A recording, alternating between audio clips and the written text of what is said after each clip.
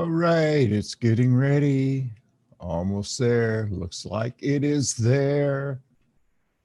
Okay. Hey, good evening. PCG Talk Time Friday night. Yeah, we've got a show for you guys tonight. I guarantee you, Ancestral's on standby. She'll be on a little later. And we're going to round out the night on a full moon night on this Friday the 13th. There we go. But first, just get to spend a few minutes with Scout. And what do you have for us, Scout? Well, my children, let me find it. From, you ready? Vintage News. Abandoned in space in 1967, a U.S. satellite started transmitting again in 2013. Interesting. Let me close that out. After learning that a satellite that's been silent for decades has suddenly started sending out new signals, you may, of course, suspect that the device has been hijacked by aliens now trying to communicate with Earth. Perhaps they're warning us that they are planning an invasion. It's possible such thoughts ran through the mind of Phil Williams, an English amateur radio astronomer based in Cornwall, who was the first person to pick up the strange signals coming in as ghostly sounds in 2013. It turned out that the transmitted messages were coming from an abandoned LES-1 satellite, but experts needed 3 more years to authenticate that this was indeed the American satellite that was lost in 1967. LES-1 was one of several units produced and launched into space by the Lincoln Laboratory at the Massachusetts Institute of Technology in between 1965 and 1967. These units, primarily designed for testing new satellite communication technology, were each labeled with numbers running from LES-1 to LES-9. As it turned out, the launch of the first 4 satellites did not go that well. LES-1 in particular failed to reach most of its planned objectives. Contact with the satellite was completely lost 2 years after its launch, and it has ever since revolved around our planet, staying entirely out of touch. Things went better for the later 4 LES-5 to LES-9 units. The LES-7 unit was canceled as the program was then coming to an end, and there was no more funding for it. What surprised everyone in 2013 is that LES-1 started sending signals in repeats of every 4 seconds. Bill Williams has suggested that a failure in one of the device components is what perhaps caused it to start sending signals again. The designated frequency of the signal is 237 megahertz. However, the satellite manages to send the transmissions only when its solar panels are directly exposed to light. The signal reportedly ceases once the craft's panels fall into the shadow of the satellite's own body. Tension in the solar panel jumps and it can do the phantom signal, Williams has stated. It is probable that the satellite's onboard battery is entirely diminished by now, so what powers the transmission of the signals is a bit of the mystery. As to whether LES-1 poses any threat, there is apparently nothing to fear. This is yet one more piece of space junk spinning around in orbit. What's more striking is that the electronics used, and I'm sorry, I'm just flying by the pictures. How rude of me. There we go. And we come back on down. Cassini's radio isotope thermoelectric generator. And Voyager 1, and let's see, I hate it when it flies by. LES-1 was launched more than a decade before the probe Voyager 1 was launched into space to explore the outer realms of the solar system. And the electronics used back in the 1960s were way simpler than those used since, hence perhaps their durability. The news of this out-of-date satellite coming back online after so much time staying alert has certainly surprised everyone within the scientific community. The satellite was launched February 11th, 1965 from Cape Canaveral. It ceased sending signals just 2 years later. Still, this is not the only case of a satellite having been lost and then found again. It also happened to the much more costly solar and heliospheric observatory spacecraft SOHO, which disappeared without a trace in 1998. SOHO stopped sending signals while conducting its mission of observing the sun. NASA astronomers eventually located the lost craft and reestablished contact with it as it was helplessly spinning in space. In the case of SOHO, it was reportedly a glitch in the software that led to the craft's malfunctions. The satellite was eventually fully removed and it continued its set mission. But in the case of LES-1, it all seems a lot more strange and way more unexpected, as such an old piece of equipment had been long forgotten. So, how much space junk is there out there? Got to be a lot. Not the first satellite they've ever lost contact with. It was really funny because Ancestral and I were listening to a Art Bell show from a few years back when a piece of space junk was falling back to Earth, and everyone was excited how interesting that was. All right, gang, it is Friday night, full moon, Friday the 13th. Don't know if you're a suspicious person or not, but that's okay, because here tonight at PCG Talk, we are going to take you to a haunted house you are not going to believe. And doing it during a full moon just seems like the right thing to do. Wouldn't you agree? Anyway, Ancestral will be here soon, so stick around for that. And in the meantime, the boys will be right with us. We'll be right back, gang, here at PCG Talk. Scout here.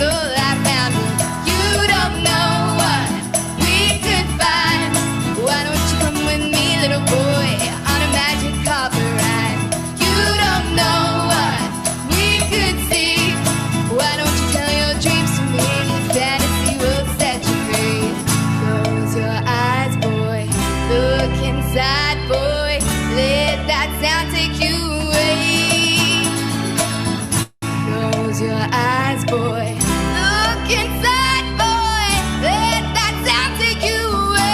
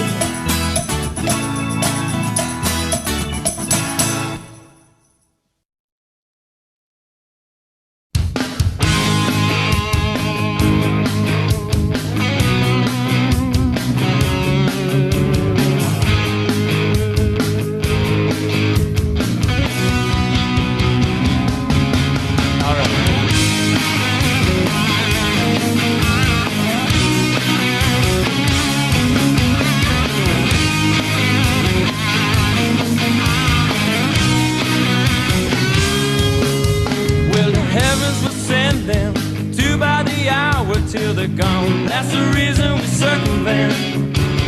Vanquished by free will to cease is all but gone. That's the reason we're giving in. You don't mind me asking, well, who's your companion? Is it friend or foe or otherwise? I've got this feeling I will be searing till I die. Till I die, yeah. That's my race, that's the sun, yeah. That's my race, that's my sun. Privy to big news, it's something you just can't lose. That's the deep for a while now. Sometimes a big red opens your eyes wide enough. You can see the world, contemptuous discourse, rolling out in sweet disdain. Scream the flowers to cold air. The heavens did send them, 2 by the hour, just in time. That's the reason I feel alive. Hey, now I feel alive. I take it all. I'm naked and spit shining. I take it all. I'll take it. I'm naked and spit shining. Hey, now I lost my way. I take it all. All right, there we go. A little magic carpet ride. Counterparts, are you there? I am here. We are here. We are here, sir. Needeth, I calleth you in.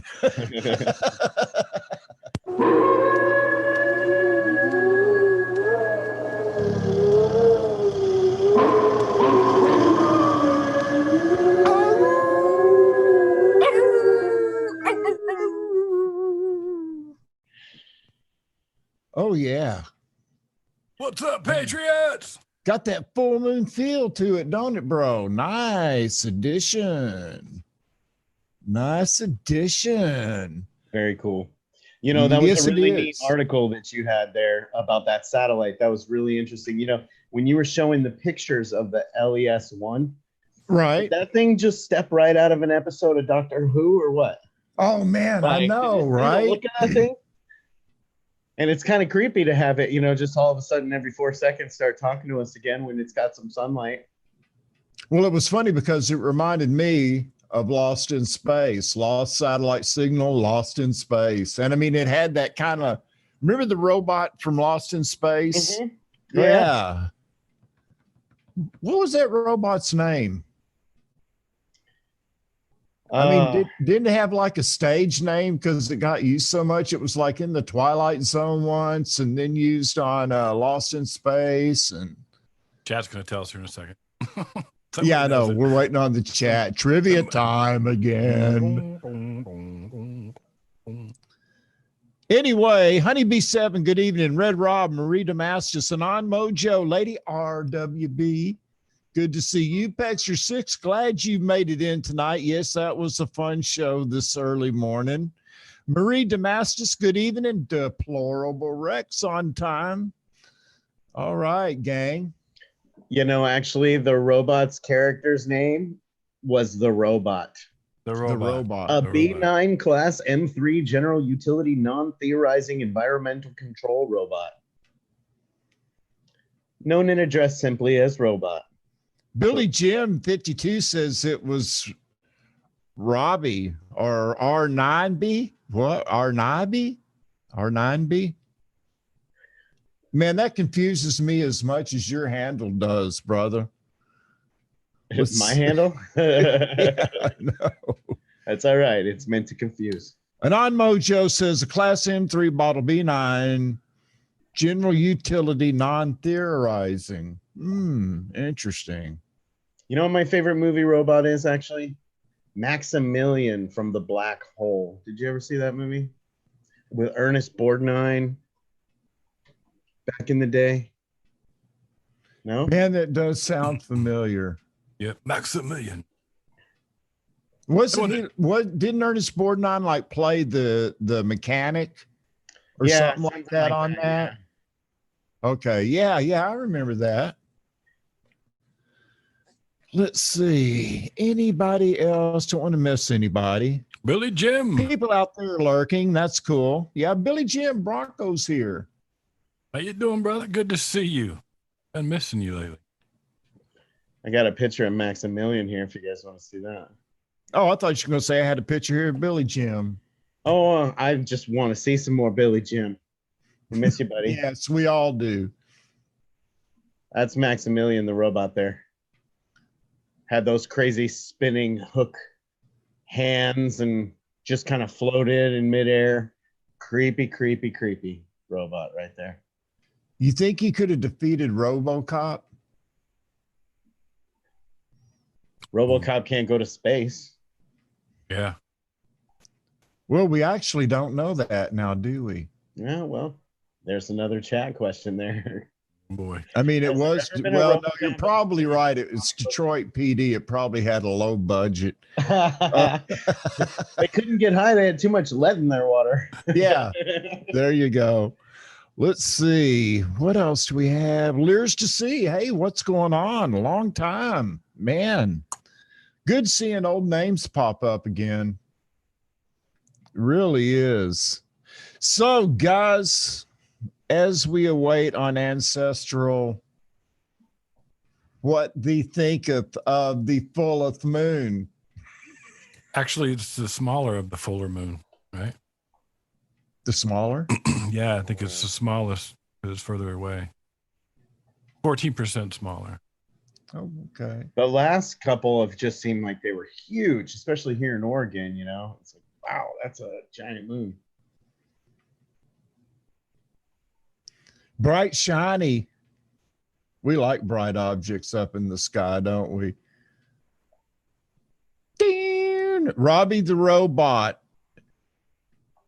Okay, yeah, that rings a bell. It does.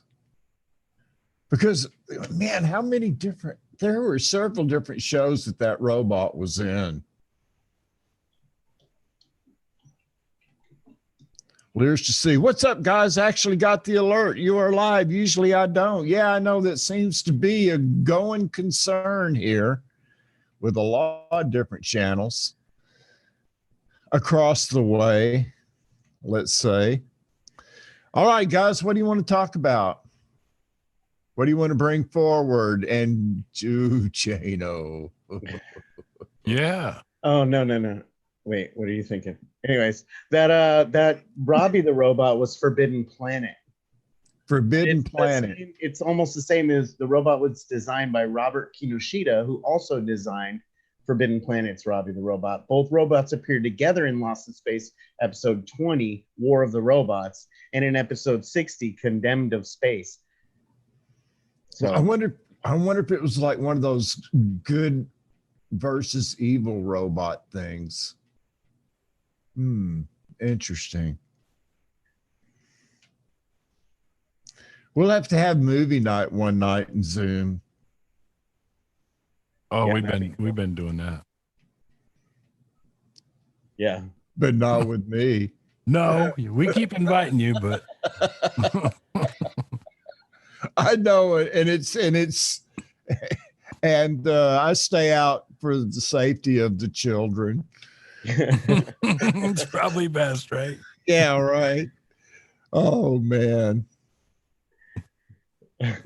My favorite robot of all time. Man. Probably I would have to say R2D2.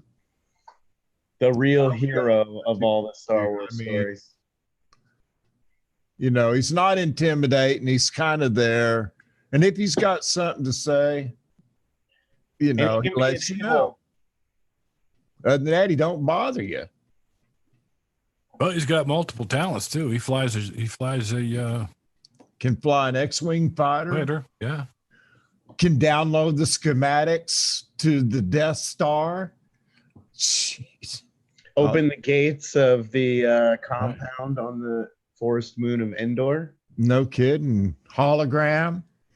Garbage disposal. Probably microwave a hot dog too. Compactor. Yeah. Pop some popcorn. Now, 3CPO, I could not tolerate very long. No, I liked him. I liked him better when he was dismembered. Oh, come on, man. You didn't have any empathy at all for 3CPO. What's wrong with you, man? It's like beating your dog or something, you know? He was shiny and gold. I mean, no. He could have got smashed in that trash compactor, and I would have just been fine with that. Could have let him go right there. Next. Wow, man, that's harsh, dude. Yeah. Well, hey. That's how it is in Hollywood. There are kids crying across America right now. They just heard that, right? They don't understand. No, they don't. You do not want to understand. I wonder what kind of metal they used on him in the space age type at that particular time. Any thoughts? Painted plastic. No, dude. I mean, like what they called it. Do you think it was like real gold? Or was it like some kind of something from Stratospherus X, Planets XYZ mine, or? I don't know. Yeah, we're guys. We like space movies and all that stuff, right? Like, you know, the soy boys do, but we're vets. So like the only difference is we just like, yeah, just show it to me. I'm done. All right, thanks. I'm not going to put a lot of thought into it. Yeah, that's good. Yeah, that's cool. Okay, we got I like, you know. Rather sit there and go, well, you know, in like episode number 4, Dracula does Bride of Frankenstein, it, you know. Scene 2. Why flipping eggs? Mom!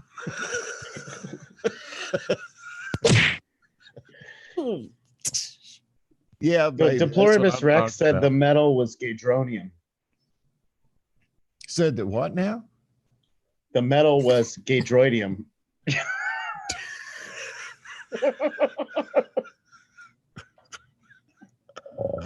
Oh man, gadronium. That's awful, man. That's rough. Oh man, leave it to our chat room, right? Mm-hmm. We have the best chat on the planet. We really do. We do. I love that you guys are here to party with us on Friday nights. Oh yeah, for sure. Oh, this is such a strange group in the chat room, man. They got to be. Sometimes I'll go back and watch the replay of something that we did just to double check. And I'll be going, man, I cannot believe that the chat room puts up with us. I don't know, brothers. Yeah, I'm feeling guilty about picking on He Cute now. I'm having He Cute withdrawals. I know, man. That's so unfair. Where is he been here for the show lately, dude? No idea. I know, man. One busy individual. Yeah, no kidding. I tell you what, runs that morning show with a tight iron fist. Yeah, and then it's where the hell is he? He's even in the intro. Yeah, I know. You know what? Take his doggone name out of the intro. And put Fortunate in there. Take it out. That'll get his attention again. You know, he's done Let's Start. Oh, look at me. I'm in the credits of Patriot Soapbox AM. Well, big deal, booger face.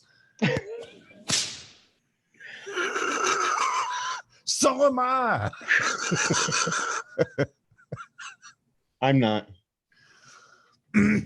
Well, we're going to try to work on a Friday one, just especially for you. That's what we're talking about. Yeah, just especially for you. So when you're an hour late, yes, yep, there it is. Well, I really honestly thought, well, you know, Manny's probably after he got done with the show last night with Ladies United, they probably stayed up and Zoom late and partied. I don't know. They do it all night, all the time. No, but I go did in there and they're still in there. I'm like, holy crap, do you people ever sleep? Yeah. I know, right? And then they're on air the next morning. I'm like, how do you do it? I don't know how they do it. It's amazing. I got to shut down, man. I got to shut down. I got to eat, and then I got to lay down, especially like on the days that I'm on AM, because I still, even like I did before when I was there all the time, still up 3 hours before showtime. Mm-hmm. Yeah, well, I'm usually up a few hours before showtime, but that didn't happen this morning. So my apologies to all y'all who were listening this morning. Hopefully it will never happen again. Womp, womp, womp, wow. And it's like we were talking about, hey, Mary Beth, it was like we were talking about this morning that, you know, and it doesn't happen to me as much now that I've gotten older, but when I was, back in the day when I was, younger, man, when I was something I really wanted to do, something I really liked to do, and I knew everybody was dependent on me, I knew what my job was supposed to be, and then bam, I'm not there. I wake up late, and then your mind's just going 1,000 miles an hour. Mm-hmm. Fun stuff. Yes, that happened to me the other morning when I hit the snooze button. Like, this thing's broke. It don't work. It just doesn't work. Usually once I'm awake, that's it. I can't lay in bed. I can't sit there. My brain will start going and I got to get up and do something. Well, let me ask you this, man. Like, once you opened your eyes, how long did it take you to like say, I've got to get into the studio? My wife hit me on the back when she woke up and realized the clocks were blinking. She hit me on the back and she's like, aren't you supposed to be in your show? And I'm like, I told her I did like the Scooby-Doo, where your feet never touch the ground, but they're spinning all the way into my other bedroom here, the studio. I was like, oh my God. You didn't even have time to grab a Scooby snack. Not a coffee, nothing. Oh man, that's tough, dude. I would go put the brakes on and go, okay, I'm going to drink half a cup of coffee really fast. And and I'll tell you what, this is how I am. When I get up in the morning and it's 3 a.m. here, all I want is a cup of coffee. I don't care where it comes from. Don't care how old it is, nothing. If it's cold, no problem. I take it out of the pot from last night, pour it in, throw it in the microwave, and I'm good to go, man. I'm a happy camper. No doubt. Well, I was lucky I already had a stash of water bottles right here next to the desk, when I got in here. I was like, oh, God, well, at least I can drink some water. I wear a CPAP, so I wake up feeling like I slept in a desert with my mouth open anyway. Right. Hey, Pexter's giving you an out, man. She goes, if the clocks are blinking, it's not your fault. Yeah, well, I could have set my phone, Oh, yeah, well, take that into a court of law and argue it. I'd lose. No, yours is a tribunal, man. Yeah. The CMJ. Yeah, there we go. Oh, man, that was so funny this morning, though, dude. It really was. Well, you guys made me pay the price for it, so hopefully my penance is enough to cover a lifelong. I don't know. I need a credit. That's what I need for that. I need a credit. Can I have some shekels, please? Please. And yes, Pegster, the CPAP is the thing that makes you look like a fighter pilot sucking oxygen. That's pretty much what it is. And it's a good thing we didn't go on camera this morning because I get these creases from the CPAP machine on my face. So I get it looking like this. I'm so glad the morning show is not a camera show. Does it make you look like a French bulldog? I don't know. Do I look anything like a French bulldog now? But yeah, it puts creases in there.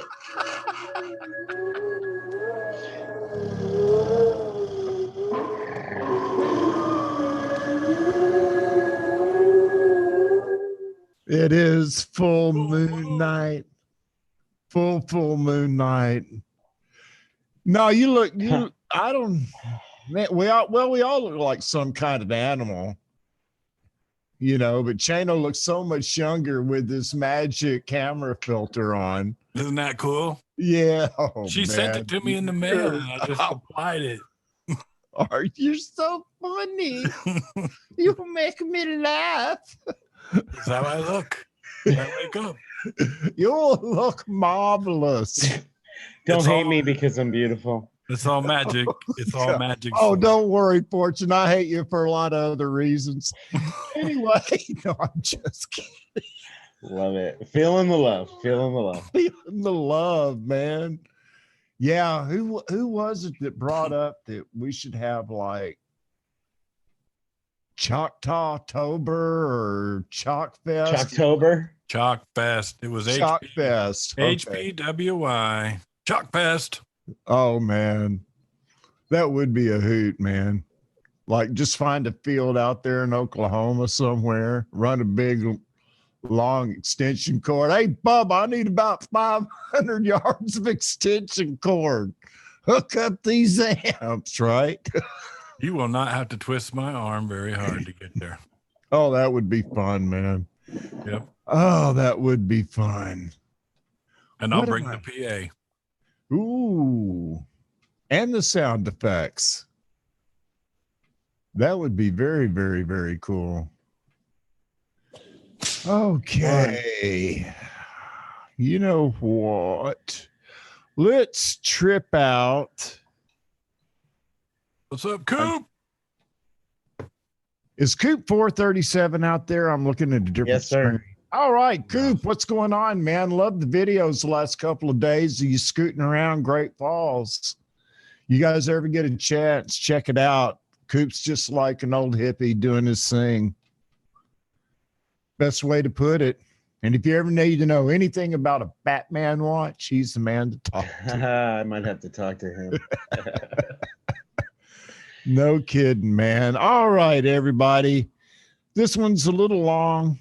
So if you need something to drink or anything like that, now's the time to do it while you kick back and enjoy a little Black Mirror Lighthouse. Stick around.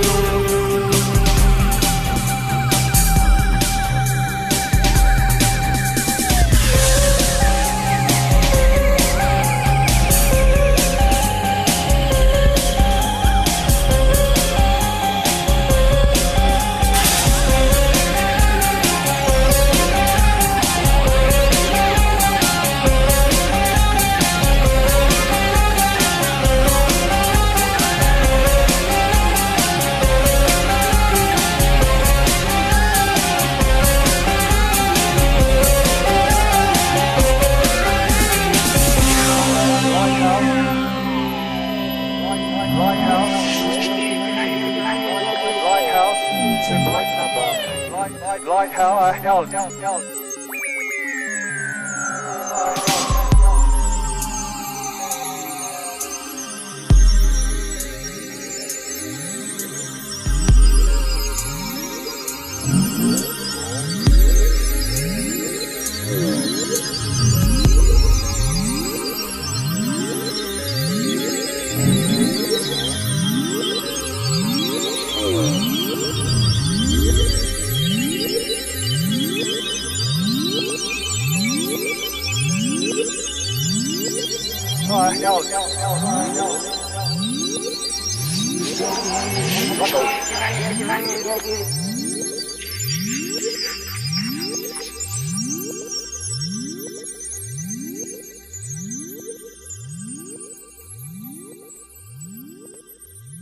All right, Black Mirror. Very cool. Good stuff. Oh, yeah. Oh, Black Mirror. Love it, man. Love it. All right, gang. Well, it is a full moon. Lots of fun. Kind of crazy. And Ancestral is hanging out in the back, waiting upon her whenever she's ready to come on and tell you a tale for the full moon. Anyway, The harvest moon. very true.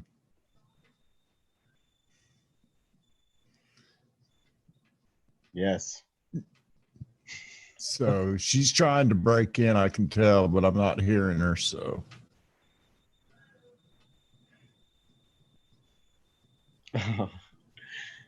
let's see.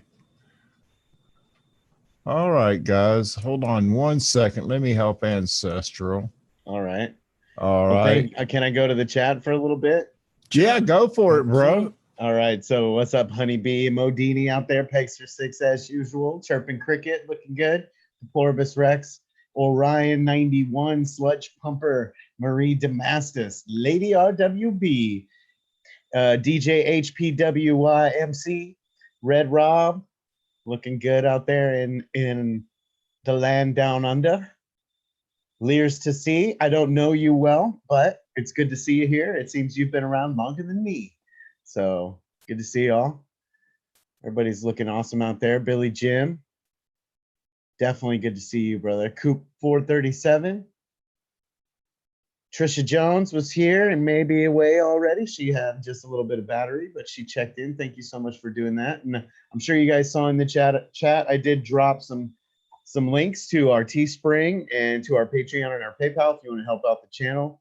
It's a good way to do it. And be forewarned, there is new stuff coming out on the Teespring here very shortly. So be on the lookout. Stephen John is on the mission. Yep. So, and you're going to like it. No, you're going to love it. You're going to love it. You're going to want some more of it. You're going to love it, man. Oh, yeah. Anon Mojo, can't forget you out there. I see you. All right. Dropping a link for Honeybee. Oh, man. I know what you're doing back there. What? Huh? All right. I know nothing. I knew it would happen at some point in time. She was confused as to how I had been punished. So I think that's probably the remedy that you're sending there. Am I correct? We have it all. We have it all. Leers to see. Nice to meet you too. Good to know you've been here since before here was here. That's right. So it is a full moon tonight. Oh, I'm so tempted to play that, but I'm not going to. Thank you. Thank you. All right. While they're getting the mic situation worked out, cover this. Cover this right here. September's full moon. September's full moon is known as the full harvest moon, as it is the full moon that is closest to the fall equinox. In the northern hemisphere, the full harvest moon rises very soon after sunset. You're welcome, Honeybee. providing plenty of bright light for farmers harvesting their summer crops. September's full moon is so well known for its luminosity and brilliance that certain Native American tribes even named it the Big Moon. The full harvest moon holds major cultural significance in many different communities who spend this full moon not just celebrating the fall harvest, but also the moon itself. The most widely known tradition associated with the full harvest moon is the Mid-Autumn Festival, celebrated by Chinese communities all around the world. It is also known as the Mooncake Festival. On the full moon night of the 8th lunar month, people gather with friends and family to admire the brilliant full moon while eating mooncakes and drinking tea. Mooncakes are rich pastry traditionally filled with sweet bean pasta or lotus seed paste, and sometimes even include salted egg yolks, sweet othamus flour, and also blooms during this time and often used in teas and the reunion wine drunk while visiting with family. It is a common tradition to celebrate by carrying brightly colored lanterns, so you can often enjoy the beautiful sights of lanterns hanging on the front of buildings or in parks, or sky lanterns floating towards the moon.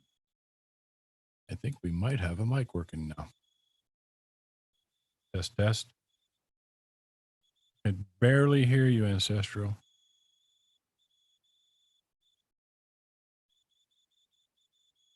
Oh, I'm sorry. That's my wife bleeding to the mic. My bad. There are many other variations on the Mid-Autumn Festival throughout Asia, including Vietnam and other Southeast Asian countries. The Japanese celebrate this full moon with the Kazanski traditional, which literally means moon viewing in Japanese, where people are prepared offerings to the moon and eat round tush. Kimmy, hey, there she is. Oh, wow. Thank you. Go ahead. Go ahead. Just checking the mic. No, we're done here. If you got that mic working, that's what we've been waiting on. Hello, Ancestral.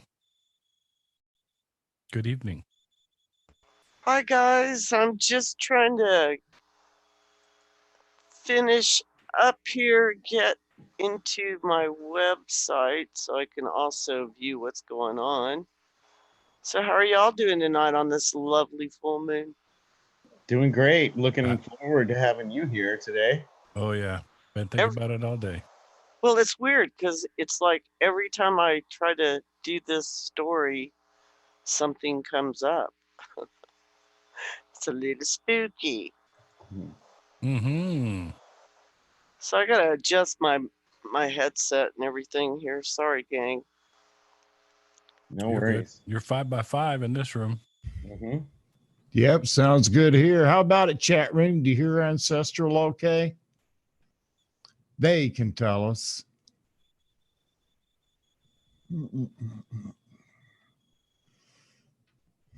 Yeah.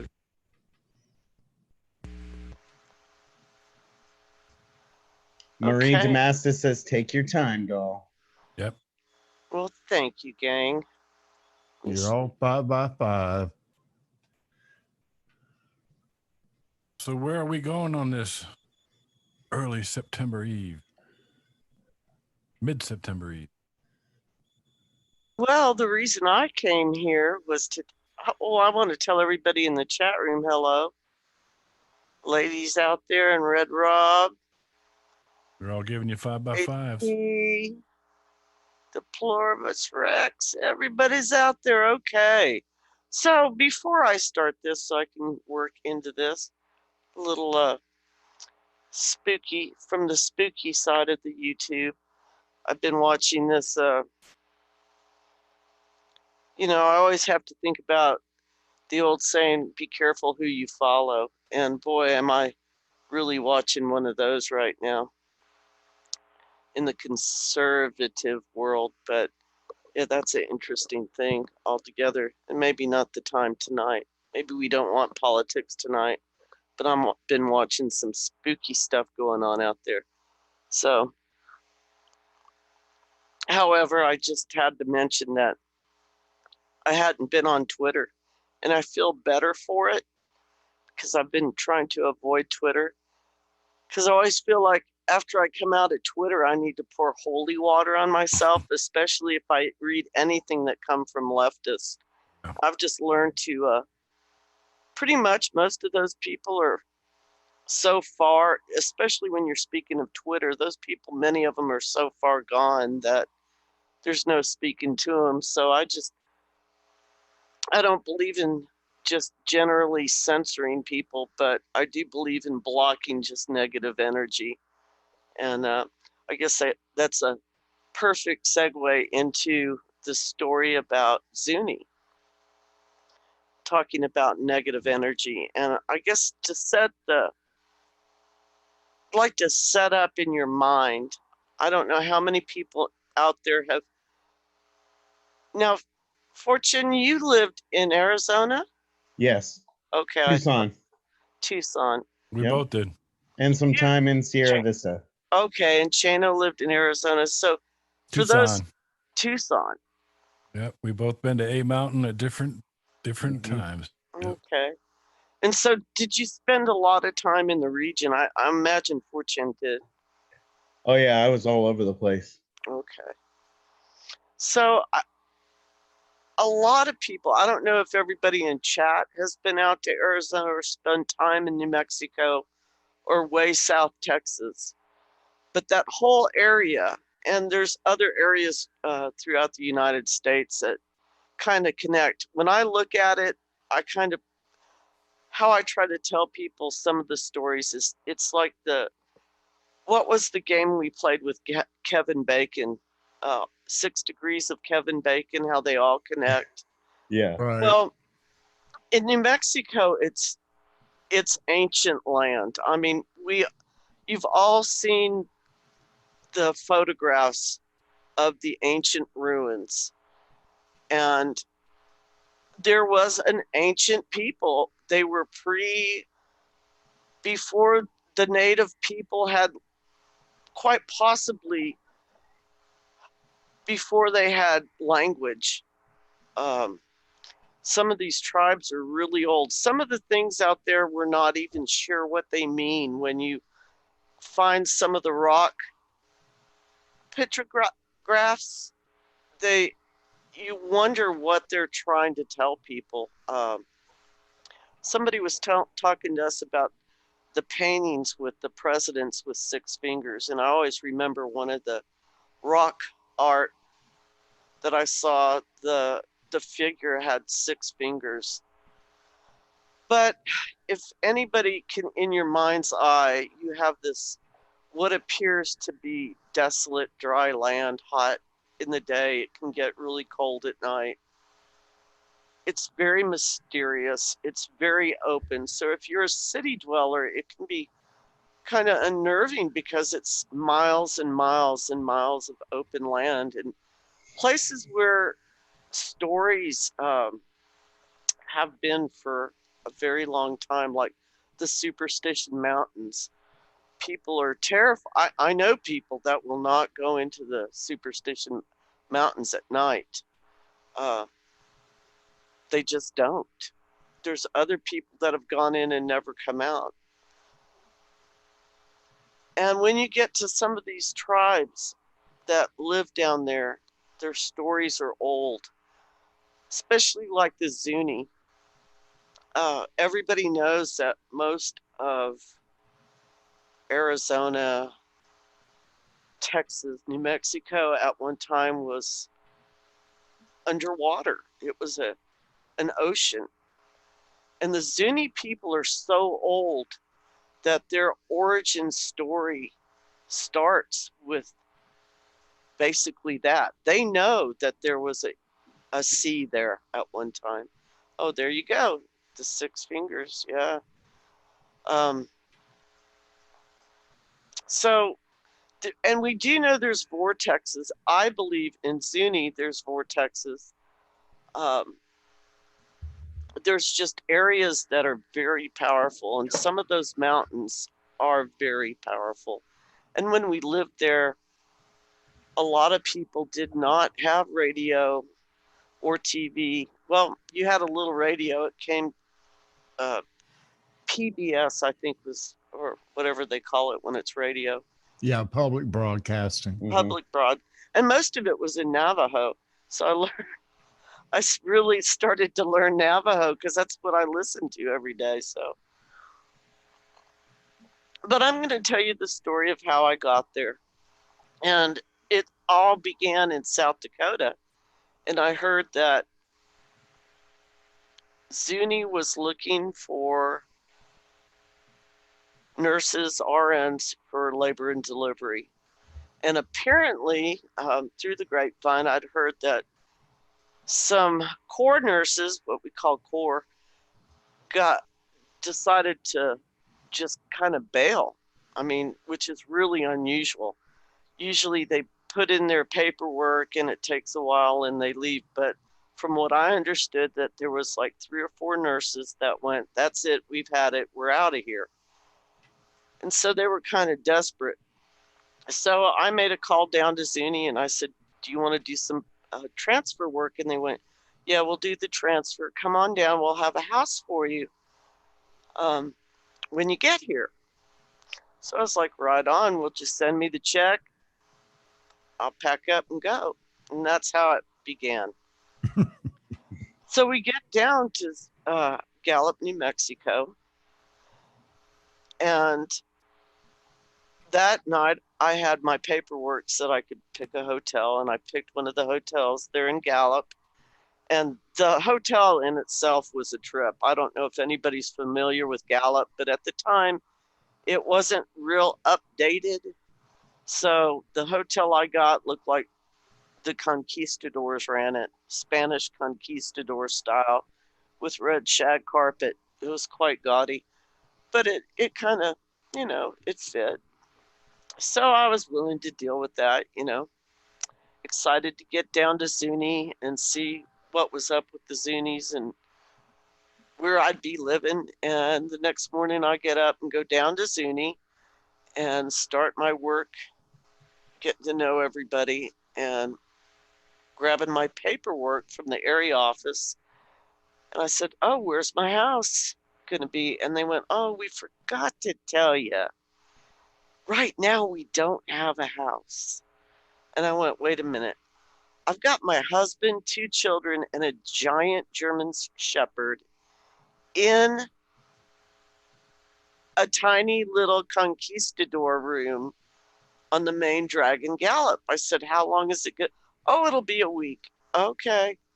So the story goes, I start working and I'm like, well, where are these houses going to be that I'm getting this housing from?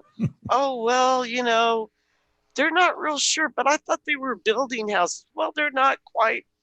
This is the story I'm getting from the tribal guys. Well, the houses aren't quite finished yet. So, another week. So long story short, I'm on 3 weeks and it's my 4th week and I go down to the office and I said, look, I've been in an apartment been in a hotel room for a month. Yeah. And I really need with the dog, with the 2 kids, having to drive every day 33 miles one way to take you to work. And then the kids and I would come back to the hotel. So we were like really ready to get into a house. So I kind of went down and I told the guys in the office and my supervisor that, okay, here's the deal. I'll be glad to stay and deliver babies, but you guys got about 48 hours to find me a house or something. So by the end of the day, I get I'm real busy down in labor and delivery, but I got a message that they had a house for me. And I thought, gosh, that's odd, but okay. And it turns out it was right across from the hospital. And there were 3 little houses and they were kind of odd looking, but I was grateful to have a house. And the truth is the first time I walked in it, I got the heebie-jeebies, but I was so grateful to have a house. So the first time we walked in, and I got the family down there, and we went over to the house, and they called the trucks that had our belongings to come deliver, because it was all federal. They do that. They move you like the military. So the kids and we all go into the house. And the first thing I notice is the house is odd, and the inside of the house is odd. There's a porch completely screened in, and you step through, and you're kind of in this main room, and then there was dividers that divided the kitchen, but you pulled them shut, and then it kind of went straight back to the very back, and there was a smaller room back there, and to the side, the bedrooms. And I thought, well, this is weird, but I'm grateful to have a house.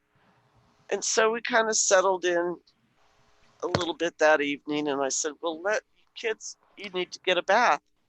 And now, what I'm showing them on the screen right now, Ancestral, this is overlooking the Zuni hospital. If you look just to the caddy. Oh, I've got it. Don't worry. See the house right I've there. got it. Yeah. I've got it. You want to go ahead and keep talking, or you want me to go ahead and go down to it? Yeah, you can show them the house. Okay. So now here's where Ancestral worked, and this is where we live.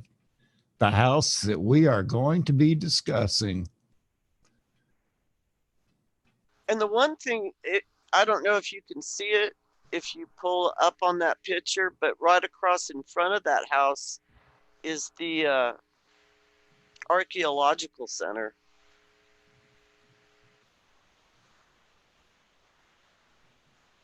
No, you went too far. No, hold on. Let me turn around. I'm right there. Wow. There it is. That's it. And I'll tell you the truth, I get the heebie-jeebies. Can you pull up on that, towards that porch a little bit? Yeah.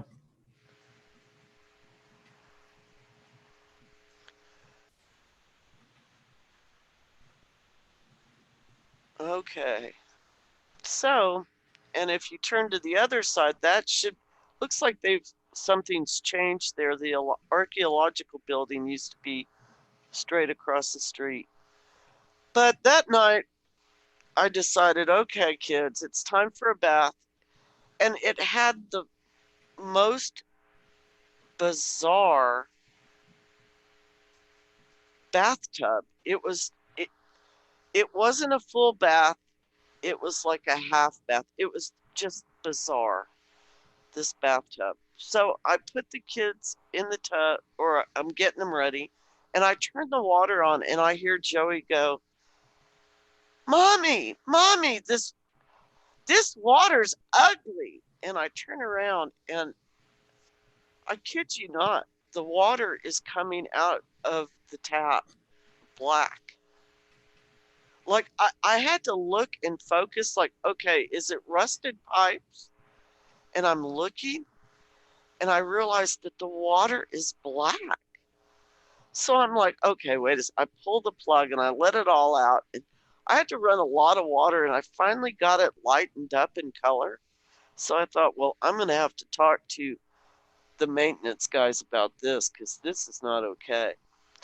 And the maintenance man had come by earlier and said that the other people had just moved out, and so the furnace was working, and the heaters would go on at night, and we'd hear them kick on and off, and I'm like, oh, okay.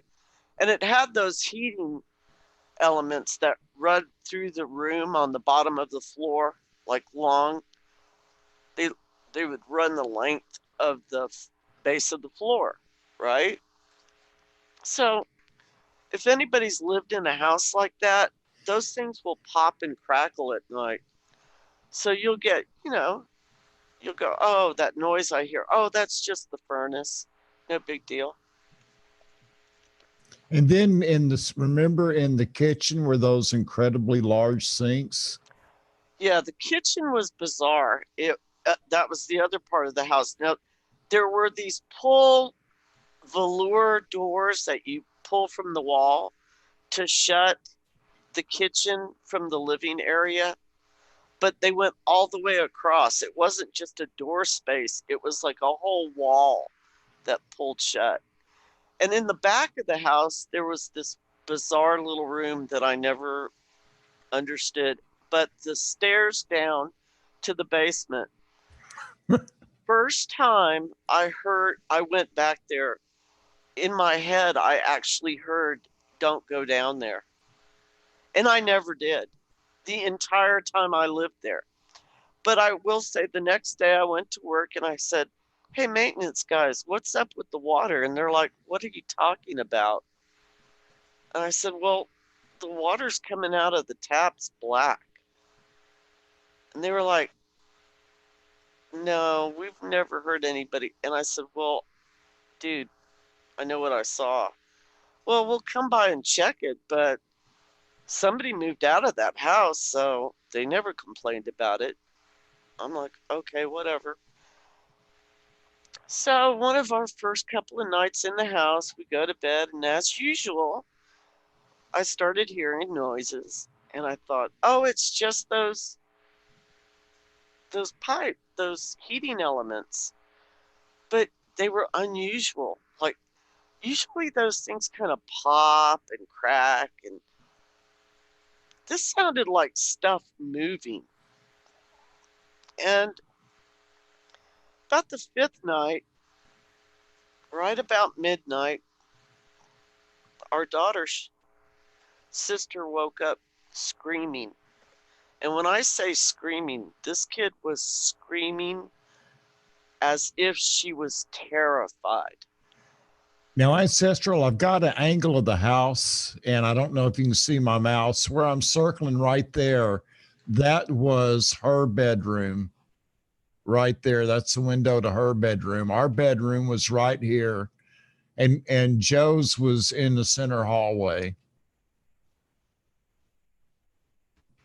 So just trying to line up everything for everybody so they understand the story better. So She had me at the water's coming out black. If it's not coffee, I'm out of that house. well, the water came out that time black, and I was like, whatever, okay, it's just an oddity. They do call that area of Zuni black rock. So I went, "Oh, it must be the rocks." But when the maintenance guys were like, "We don't know what you're talking about," and I was like, "Dude, the water came," and he was like, "It was rust color." I said, "No, it was black. It was pitch black, like black water." And he's like, "Never heard anybody say that." And I'm like, "Okay, whatever." So back to the story. We're a couple days now into this house, and I'm starting to notice there's a lot of noises going on.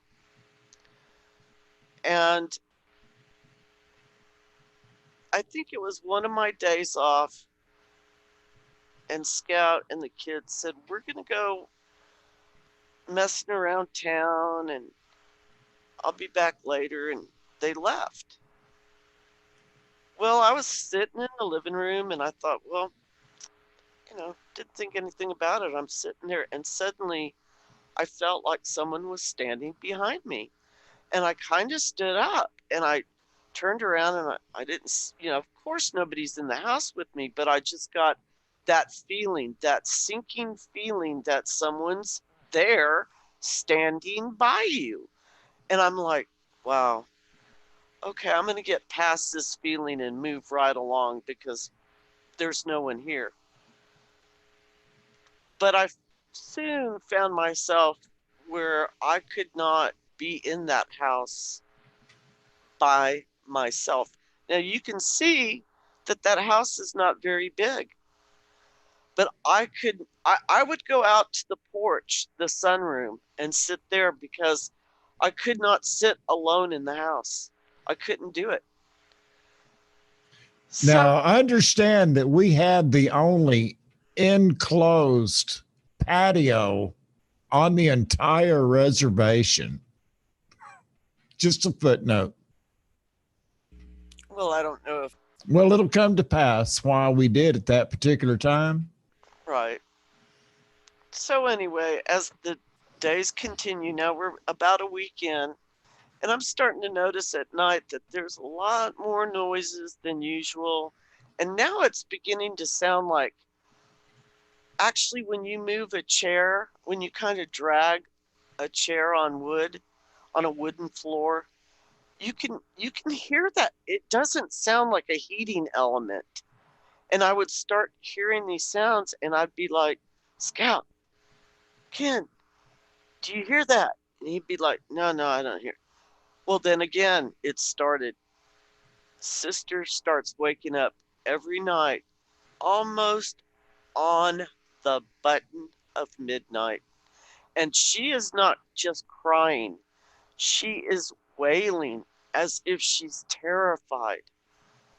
And so, me being a nurse, I'm like, okay, she's having night terrors.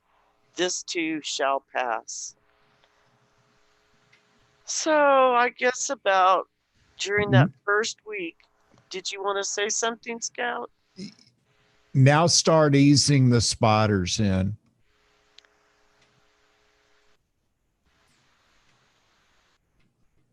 Okay. So, let me tell the story as I see it. So, now we're getting our belongings in. The trucks have come, they've brought our belongings.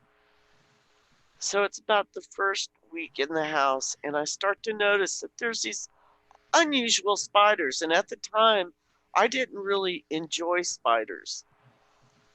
I didn't appreciate them. Maybe a little bit, but not a lot. And I didn't like the kind of spiders these were. And I started noticing that these spiders were very aggressive to each other. And they would chase each other and capture each other and literally,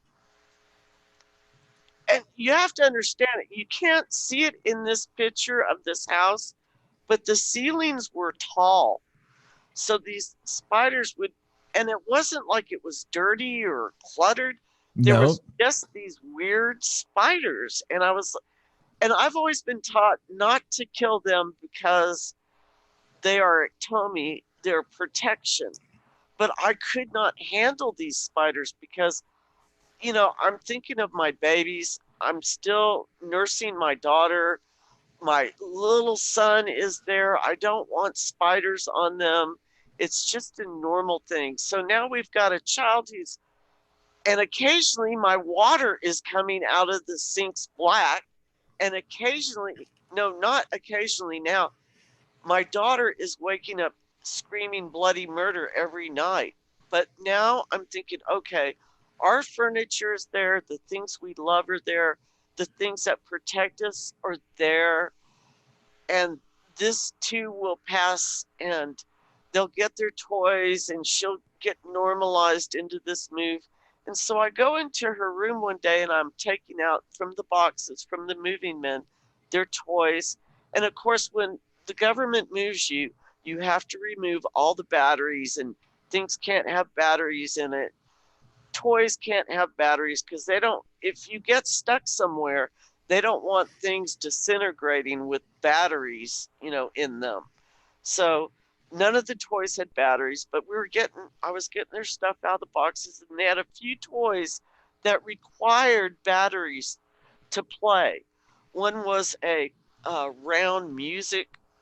It was a Mattel, like, touch. Simon Says you touch the blue and it says blue, and then it plays a little song, and you touch the red and that says red, and then it does another little song. So they had these toys and I sat them out. And that day, I don't know where Scout went. He may have gone with the kids down to the police station to apply to the police station there.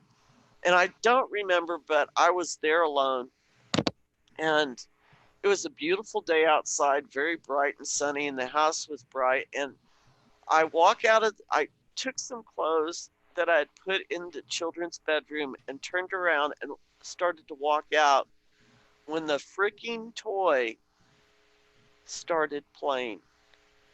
And I thought, oh, we must have left a battery in this toy. So I reached down to pop, and when I popped the back off, there was no battery. And so I'm kind of standing there going, okay, I know that that thing just played. Well, maybe it keeps a little charge in it. And so I pop the back on and I walk out of the room and I go do a few other things and I come back in and when I walk back into the room, the freaking toy and the one next to it started playing. The other toy was like a globe that if you rocked it, the lights would go off. Well, the lights are just going off. And the other one that I know has no batteries in it because I've just checked it is now playing. So I just walked out of the room and went to the front porch. And about that time, the family was pulling up. And I said, Scout, you're not going to believe me, but we got a problem. And he goes, what do you mean? And I said, look, dude, I know there's probably a logical explanation here, but the toys in their bedroom started playing. And he's like, well, I'll put battery. And I said, no, I don't think you're understanding. I checked them. I left the room and I came back later. And when I walked in, they started playing. And he's like, wow, okay. Well, I'll just keep an eye on that. So that night we go to bed and now things are beginning to change. Now the sounds are getting really loud and children are waking up, both now crying at midnight. So I'm beginning to get a little paranoid and I'm starting to hear more noises. And when I get up the next morning, I'm starting now to put things in places that if they move during the night, I'm going to notice. And I get up and there is stuff being moved in my living room. It's been moved from one table to another table. And I'm like, okay, somebody's messing with us. They gotta be messing with us. So on that day, I see one of the neighbors on the far end. She lived in the very last of those three houses. And she was a nurse I worked with. And I kind of caught her and I said, hey, Meg, what's up? She said, nothing. I said, so did you know who lived here? And she goes, yeah, she was from Alaska. And she went back. And I went, well, is she one of the gals that left abruptly? And she goes, oh, yeah. And I said, well, do you know why? And she said, well, I don't think she liked living here. And I'm like, well, she just didn't like Zuni. She goes, well, I really don't want to tell you this, but I don't think she liked living in that house. I said, well, I got some questions about this house. And she goes, I figured. She goes, it's no better over here. And I said, where you live? She says, yeah, I don't like living here. I said, well, this other house down here, what about that house? She said, they left too. And I went, okay, so you think there's something like supernatural? And she's like, well, I didn't want to go there, but you know that this whole place is like vortexes everywhere. And she's going into the same lingo that you'll hear down in New Mexico, the vortexes and power sources. And I'm like, okay, I got you. So I kind of shared this with Scout, what she said, and he was like, wow, okay. Well, we'll just do some things, we'll do some things that change all this or should help it, like sage in the house and prayers. And I said, okay, that sounds good to me. Well, we did that. And the minute we did it, that night we paid hell. And I mean, when I say that you could hear things moving, I kept shaking him, going, wake up. Do you hear that? Do you hear that? It sounds like there's people in the other room. And he's like, I hear it. And he'd get up and he'd go out there and there'd be nobody. So we're starting to get a little less sleep because now both children are waking up and Oh, crying. right. Now go to the night that you broke your foot. Well, to get there, I'll say that one night we were sitting at the house and I had told a Navajo kid to come by, told him where I lived. And there was a knock on the door and I opened the door and a Navajo kid was there and he wanted to show me his artwork. And he started to step through the threshold and he stopped and he says, I can't come in here. And I'm like, yeah, you can. Come on in. And he goes, no, I can't come in here. He says, how about I come back? And he said, how do you believe? And I said, oh, I know what you're saying. And I said, yeah, I believe. And he goes, okay, I'll be back later. Well, this kid went home and got medicine. He came back and did a Navajo blessing because he told us that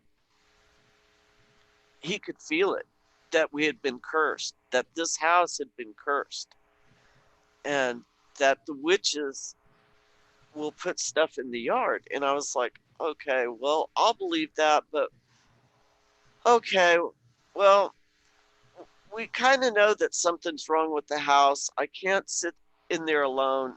Toys are playing, and it wasn't just one time the toys No, playing. I actually saw it happen too.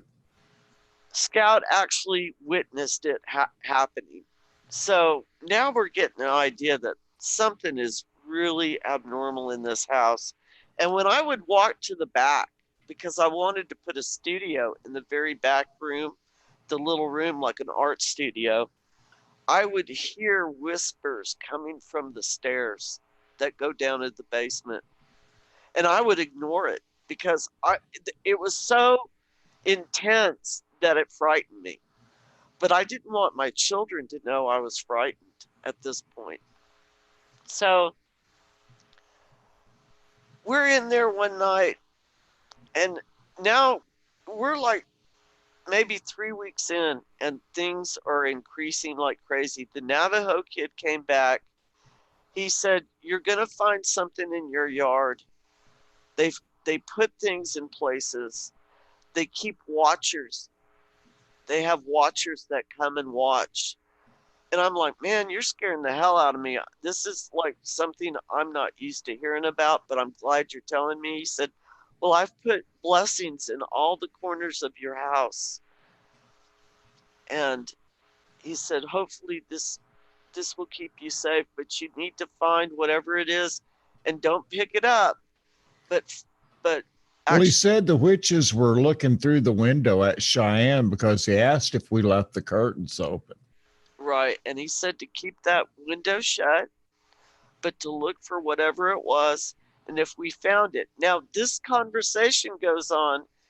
And the next day we decided, well, we're going to have a sweat.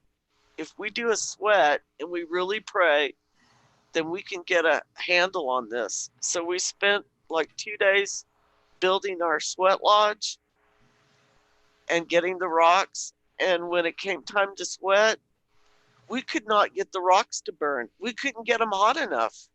No matter what we did, we could not get the rocks. If you look in the front yard there, just to the catty corner of that house, right here, built a sweat lodge right there. Yep. We had a fire pit right there. We could not get those rocks hot enough to make them steam, no matter what we did. And we're not amateurs. So we're starting to realize now that, and another thing, if you look at the yard there and the yard next to it, yes, it is winter in this picture, but during the summer, nothing grows. Nothing really grows. It's like, it's bizarre. It's desolate. We're at other places you expect that in Zuni, but these are yards where things should have been able to grow, but you couldn't. It didn't happen. So this kid was terrified of this house, and now I'm getting a little terrified because now I feel like there's someone. Whenever I'm in any part of the house alone, I feel like someone is standing close to me. So Well, we weren't in a panic mode or anything like that, but we were just like we were at a point to where, okay, how do we confront this? And as we're trying to work out how we're going to confront this, then we have another acceleration of the process that's taken place. So I guess that's the best way to say it. Whenever we attempt to deal with it, the activity got worse. So on the night we did the sweat lodge, the phone rings, and it's another it's someone who is literally, well, they're from South Dakota. They're a medicine man. They're a spiritual leader for the Lakota people. And they said, so how is it working out in New Mexico? And I was like, well, and he goes, are you having problems? And we're like, yeah. And he goes, I thought so. I had a dream about it, and I need to tell you something. And I said, what's that? And Harry says, well, you got witchcraft going on. And I'm like, what? What? Because it's like he's in South Dakota. Random phone call. How's your house working out for you?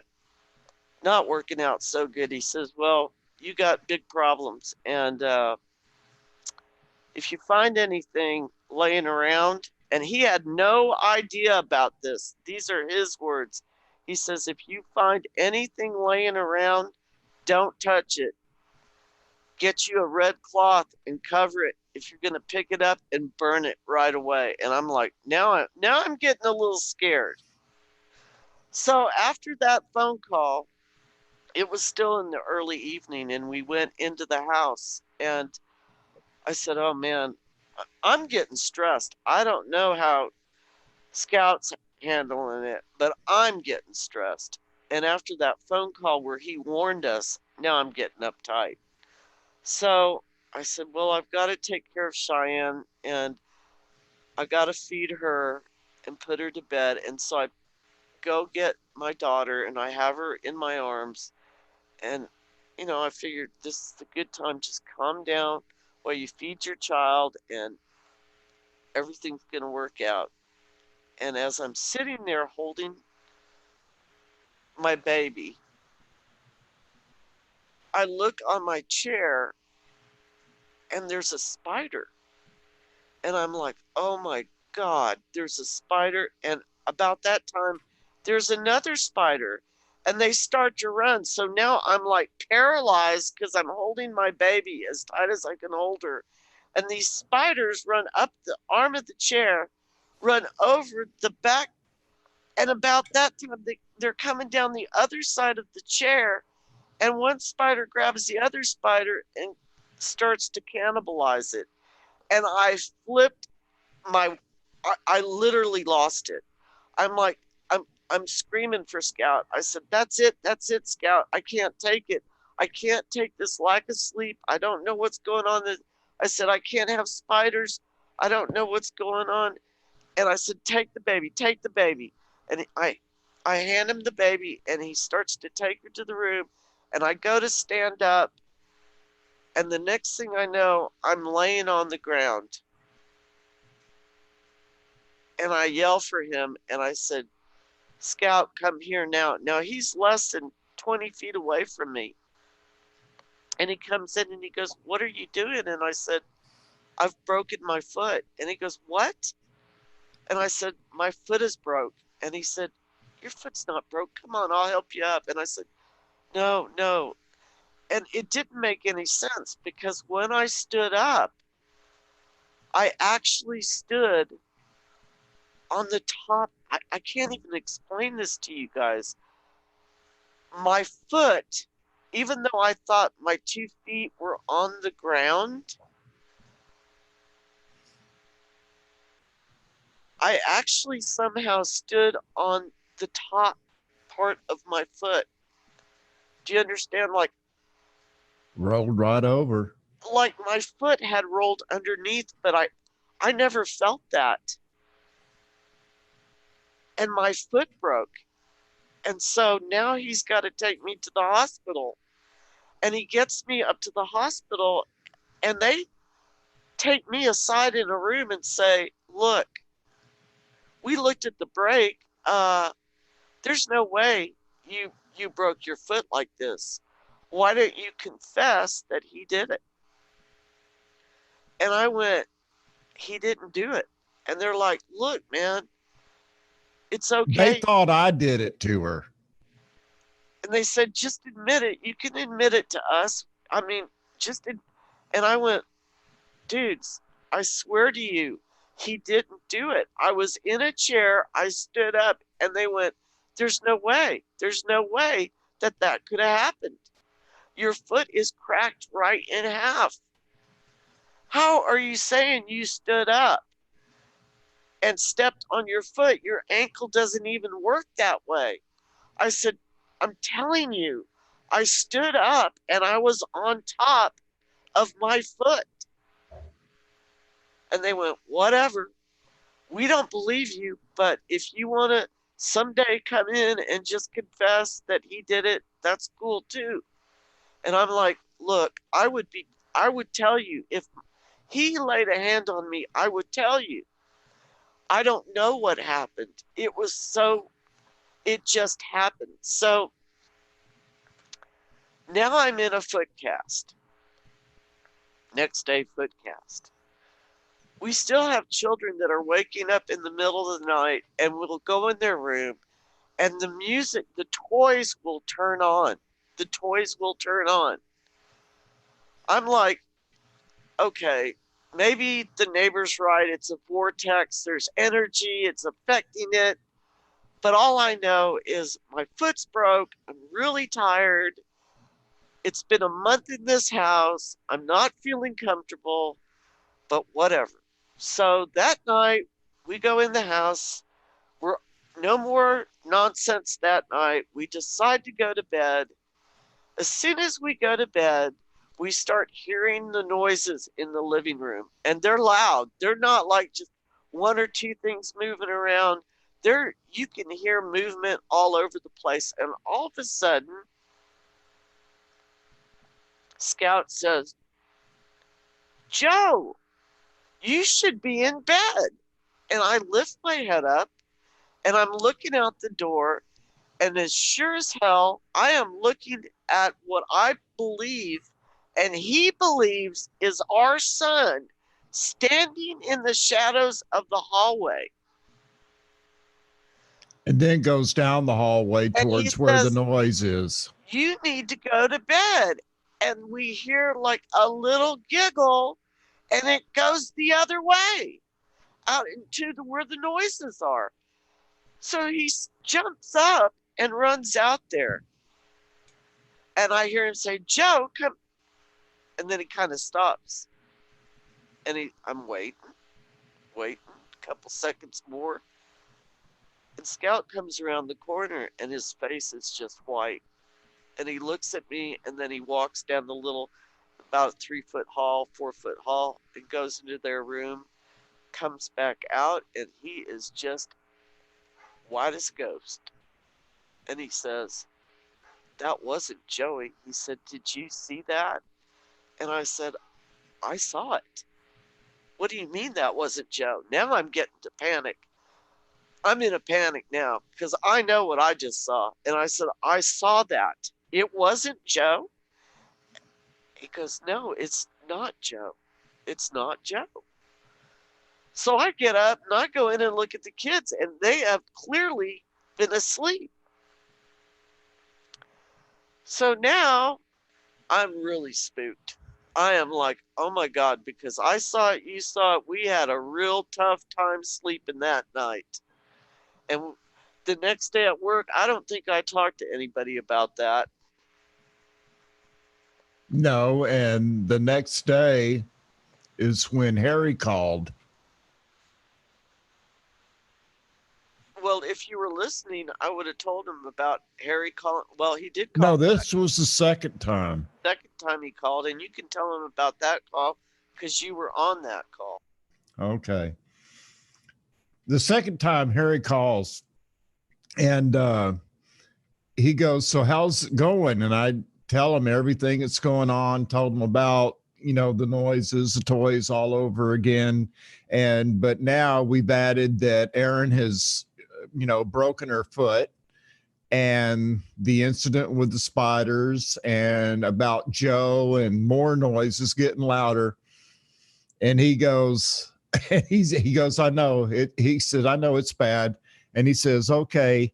And I don't really want to get into a lot of the exact instructions that I was given, but he gave me a set of instructions to follow. And so I, took those instructions. Now he told me, he says, "I'm going to tell you what, tonight, after you go to bed," he says, "I'm sending a bunch of warriors down to take care of this business." Okay. So he says, so just stay in your rooms." So I said, "Okay."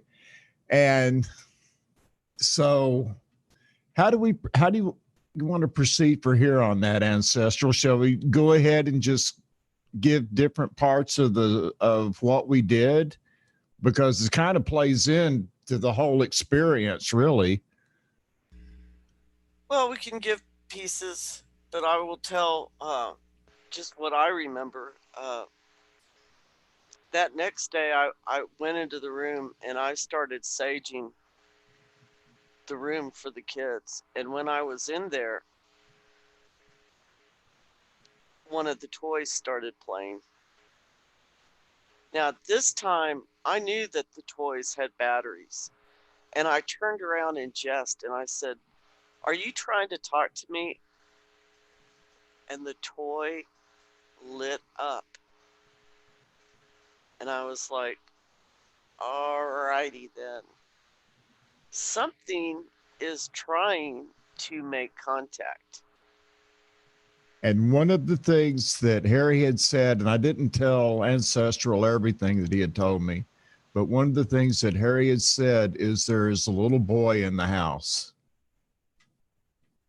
And that's all he would say. And he said, "You need to send the little boy on his way." Go ahead, Ancestral. I'm sorry. Okay. So our new instructions at this point is I knew this house was active, and now I wasn't getting a lot of sleep because now it wasn't beginning to feel like that first day where I felt like somebody was with me and outside it was sunny. It was starting to feel oppressive. And they did find something outside, which was a wad of human hair and feathers and shells. And that was all hanging on the side of the house. There was at one time a clothesline. Yeah, it was right back here where I'm circling the mouse now, is where it was hung on the fence. You would have thought it was a wind-blown object, but it was too heavy to be wind-blown. No, it wasn't on the fence. It was actually on the line, hanging right in front, directly at that Oh, window. that's right. It ran this way. The line did. Yep. Okay. And it was hanging right in front of that window. So we got rid of it according to the instructions we were given, to not touch it, to wrap it in a red cloth, to say prayers, and to burn it. And we did that. Now things are like starting to feel oppressive, and now water is coming out black at times in the kitchen and at times in the bathroom, and the noises at night are crazy and things are moved. We had Kachina dolls that had been would move. I mean, at night, something was moving these Kachina dolls, and it was starting to really, when you're trying to rationalize it, because you're trying to say, okay, I don't want to scare my children. I also don't want my children to get hurt, but I'm starting to feel like something is trying to communicate from the other side. And there's other things that don't feel good here, that feel oppressive and feel violent and just doesn't feel good. So I am starting to lose a lot of sleep, but part of it, I'm looking for another house, and I think I have found one down the road about 7 miles. But meanwhile, I'm still in this house, and I have not a big option. I have this house to live in, and we're doing things that we know that we're going to sage if we move. We've been instructed to sage everything off before we put it in a truck and take it to the new house. Just everything must be saged. Prayers have to be done all But day, and but in the meantime, we had to deal with this little boy before we could move.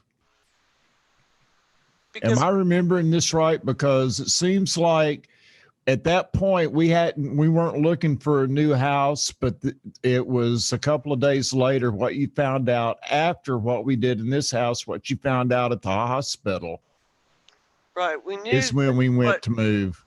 what Harry had told us is that there was a presence of a child. We didn't know why there'd be a presence of a child. We had no idea.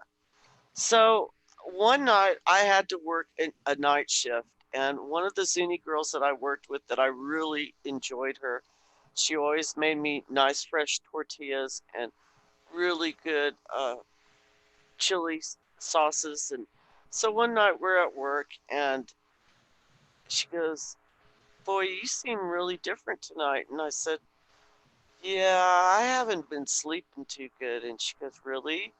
Is it your foot?" And I said, "No, it's my house." And she's like, she kind of stops, and she goes, "What's wrong with your house?" And I said, "Something's really wrong with my house, Evie." And she's like, "What do you mean?" And I said, "Something is not okay in my house." And she got really kind of quiet, and she kind of put her head down, and she kind of looked up at me, and she said, "I'm so sorry." And I went, "What?" She goes, "I've got to tell you something." Well, didn't she start to cry? And she started to cry. And she did say, she goes, "If I tell you this, I don't want to tell you this, because if I tell you this, you're going to move." And I went, "Evie, what are you talking about?" She goes, "Your house, is it because you're hearing noises?" And I went, "Yeah." "Your house was the first morgue." And I went, "What did you say?" She goes, "Your house was the first morgue." And I went, "Evie, are you serious?" She goes, "I'm really sorry. We just needed a nurse really bad." And I went, "I'm living in the first morgue?" She goes, "Yeah." Oh yeah. And I said, "Is there anything else you need to tell me?" "There was a suicide in your house." I went, "A suicide was in my house?" And she went, "Yeah." "Well, would you like to tell me about the suicide?" And she said, "Well, you're going to find out. Someone's going to tell you, so I'll tell you. A nurse killed herself, and she killed her little boy." And I couldn't breathe. I mean, I literally at that moment couldn't breathe. So the sun was rising Listen, I could not wait to get off of work to go meet up with Scout to say, holy crap. Well, he had just started working in Zuni PD. And apparently, while he was at work that night, someone over there decided to spill the beans on the house we lived in. So not only was it the first morgue to the reservation, but it was also a house that had experienced a suicide And a murder. and a murder. And the child was murdered. So So if you you want me to can't pick it up? imagine, I found a house down the road, but see, that presented another problem. We still had to move, but I was determined to get out of that house as fast as I could get out. So we started the process. The next, I think it was a Saturday or a Sunday, when we decided that we were going to sage everything, get everything, pray and sage everything and pack it up and get the heck out of Dodge. Now at night, things are literally so loud in this, and when I say loud, Oh man. I can't even just. It's like on the last 4 nights there, it sounded like people were fighting in the living area. Now I want to back up to the ceremonial part. I just want to hit some certain aspects because it's such an incredible story of how all this fell in line. Now the part that I'm about to talk about now is a couple of days before Ancestral learned that this house used to be the morgue.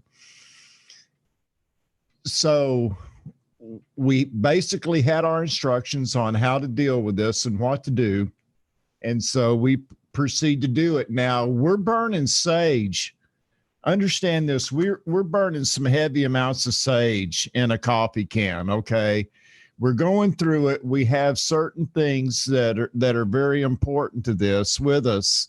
And we're all going together as a group. That included myself leading the way and Ancestral with the kids. Stop for a second. That is the last day of this house.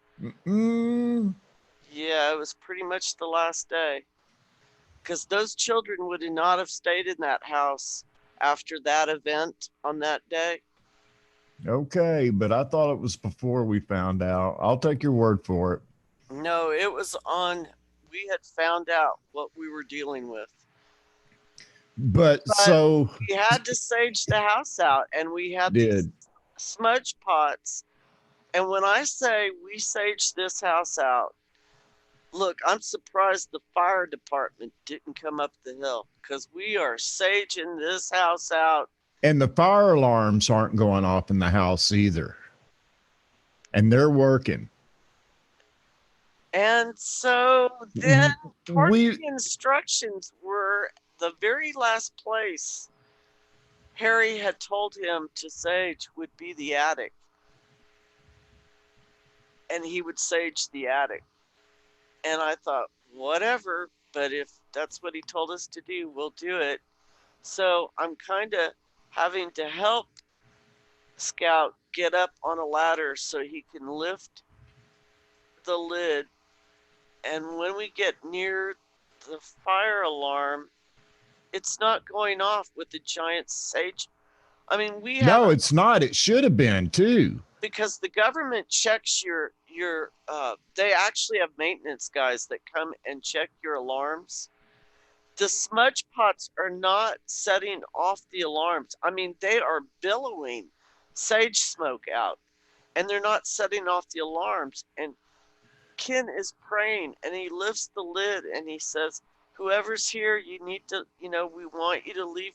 And about that time, are you here? And the alarm goes, beep. And we thought, what the hell? And he goes, that you? Beep. Do you want to leave? Beep, beep. And I'm like, oh, hell no. Oh, hell no. This, whatever it is talking through the smoke detector. Now every hair on my body is standing up. And now the children, I have a child Well, wrapped on each leg. well, I decided to go ahead and go up into the attic. Okay, because I understood that getting this boy out of there was really very important in another sense. And so, and it's the first time I'd ever had to deal with anything like this. But and I'd heard of things. You have to tell them this. We asked, "Are you a little boy?" And it Yeah, went beep. because I get up into the attic, and in the attic, get ready for this. The attic was not up there for storage. It was not meant for that. It was just an attic, plain and simple. It was a pain in the ass to get into. Okay. So I sit down on the edge, I'm looking around, and I start having this yes and no conversation with the little boy. And like Ancestral said, are you here? Beep. Do you want to leave? Beep, beep. No, it didn't want to leave. Well, as I'm sitting up inside the attic, I look down and there are these 3 little toy cars up there. And I go, are these your toys? Beep. And I said, well, I need you to go. And if you go, you can take your toys with you. And so this went on just for a little bit, not much longer. Now, at about this same time, Ancestral, what is happening outside? So Now the kids understand, the kids are, Joey is only like 4 years old. Cheyenne's 2. They're clinging to their mom's legs. All this is going on. Go ahead, Ancestral. I'm trying to watch over Choctaw, who's up in this attic. Now we did this and we timed it that it would be done in the daylight, because there is no way on earth that I would have done any of the instructional ceremonial things I was going to do to leave this house at night. There was no way that was happening, because night in that house was just almost more than I can bear. I think I skipped a couple of times saying how I felt people touch me. Mm-hmm. That happened all the time. Things, you would set down keys would move. Like, talk about a trickster. Whatever it was would move things that you would just set down, you'd go, and it'd be gone. So we knew that this house was not right. So he's up in this attic, and I'm horrified at this point, because these alarms in this house, because the federal government, the maintenance people, come by once every so often to check. Once a month, actually. They changed out the batteries too. I don't think they changed the batteries, but they had a checklist, and the Zunis are very meticulous when it comes to checklist. And one of their things, they would check the alarms. Everything was checked. There was no malfunction on these fire alarms, but they were not going off on sage smoke that was billowing up within 3 feet of these smoke alarms. Yet, as Choctaw is talking to this entity, it's responding through beeps of either 1 or 2, or long or short, but not your typical fire alarm, not how they usually work. And so now I'm really freaked out, and I'm down on the ground, and then I hear my son go, I start to hear noises out in the street, but I'm so focused on Scout up in the attic that I'm not paying attention. And then I hear my child scream, Mom, a buffalo man. And I swing around, and I can feel my child trying to crawl up my body. And I turn around, and standing in my doorway is a Zuni medicine man in full regalia. And when I say full regalia, he's got he's completely covered in buffalo fur and a sword and a knife and all this conch silver. And he starts screaming, yata, yata, yata. And he starts, and I'm like, oh my God. And I'm about to have a heart attack, literally have a heart attack. He is standing at my door. And he turns around and he clangs the knife and the sword again, or the stick again, and he walks off. And I look out the front room, and in every window, I don't know if any of you all know what mudheads are. They are a type of god, a spirit realm god of the Zunis. And all these people, this is in real life now, are at my windows looking in full regalia, in full mudhead regalia, like 12 of them. 12 of them are outside, and they kind of walk, and they're chanting. They're chanting as they're moving away, and I'm going, Scout, Scout, mudheads, there's medicine men. And he's like, he thinks I've lost it. And the kids are now screaming. Joey's like, Mom, I'm scared. I said, it's going to be all right. And then I hear a lady. I let go of Scout and I run to the door, and the lady, there's a Zuni woman standing out on my sidewalk. And she goes, get them food, get them food. And I said, what? She said, canned food. And I ran back to the kitchen and I start grabbing cans, and I run back, and the mudheads are coming into my house now, and they're holding these big sacks in front of them. And I start throwing sacks or cans of food in their sacks. And as a can hits their sack, they walk out the door. And I throw a can, and the next one walks out the door. And it's like 12 in a row. And outside in the yard is this man screaming in Zuni and clanging this these knives together.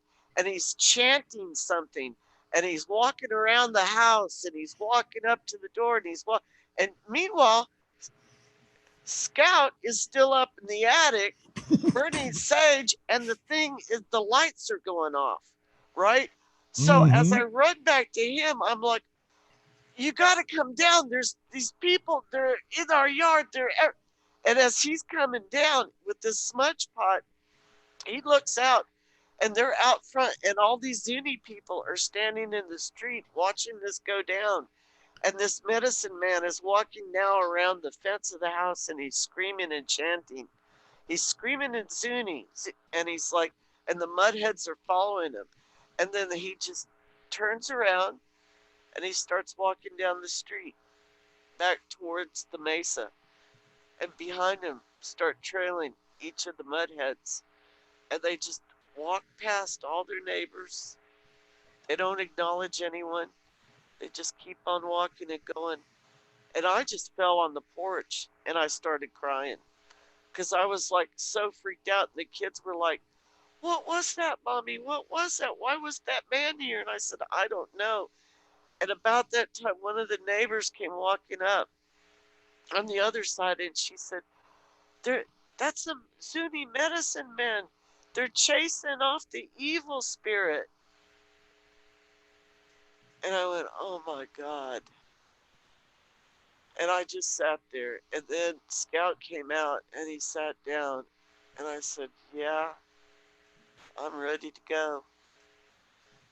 And at that point, we had found a house down the road. And I'll be sure, when I went down there, the first thing I asked him, has anybody died in this house?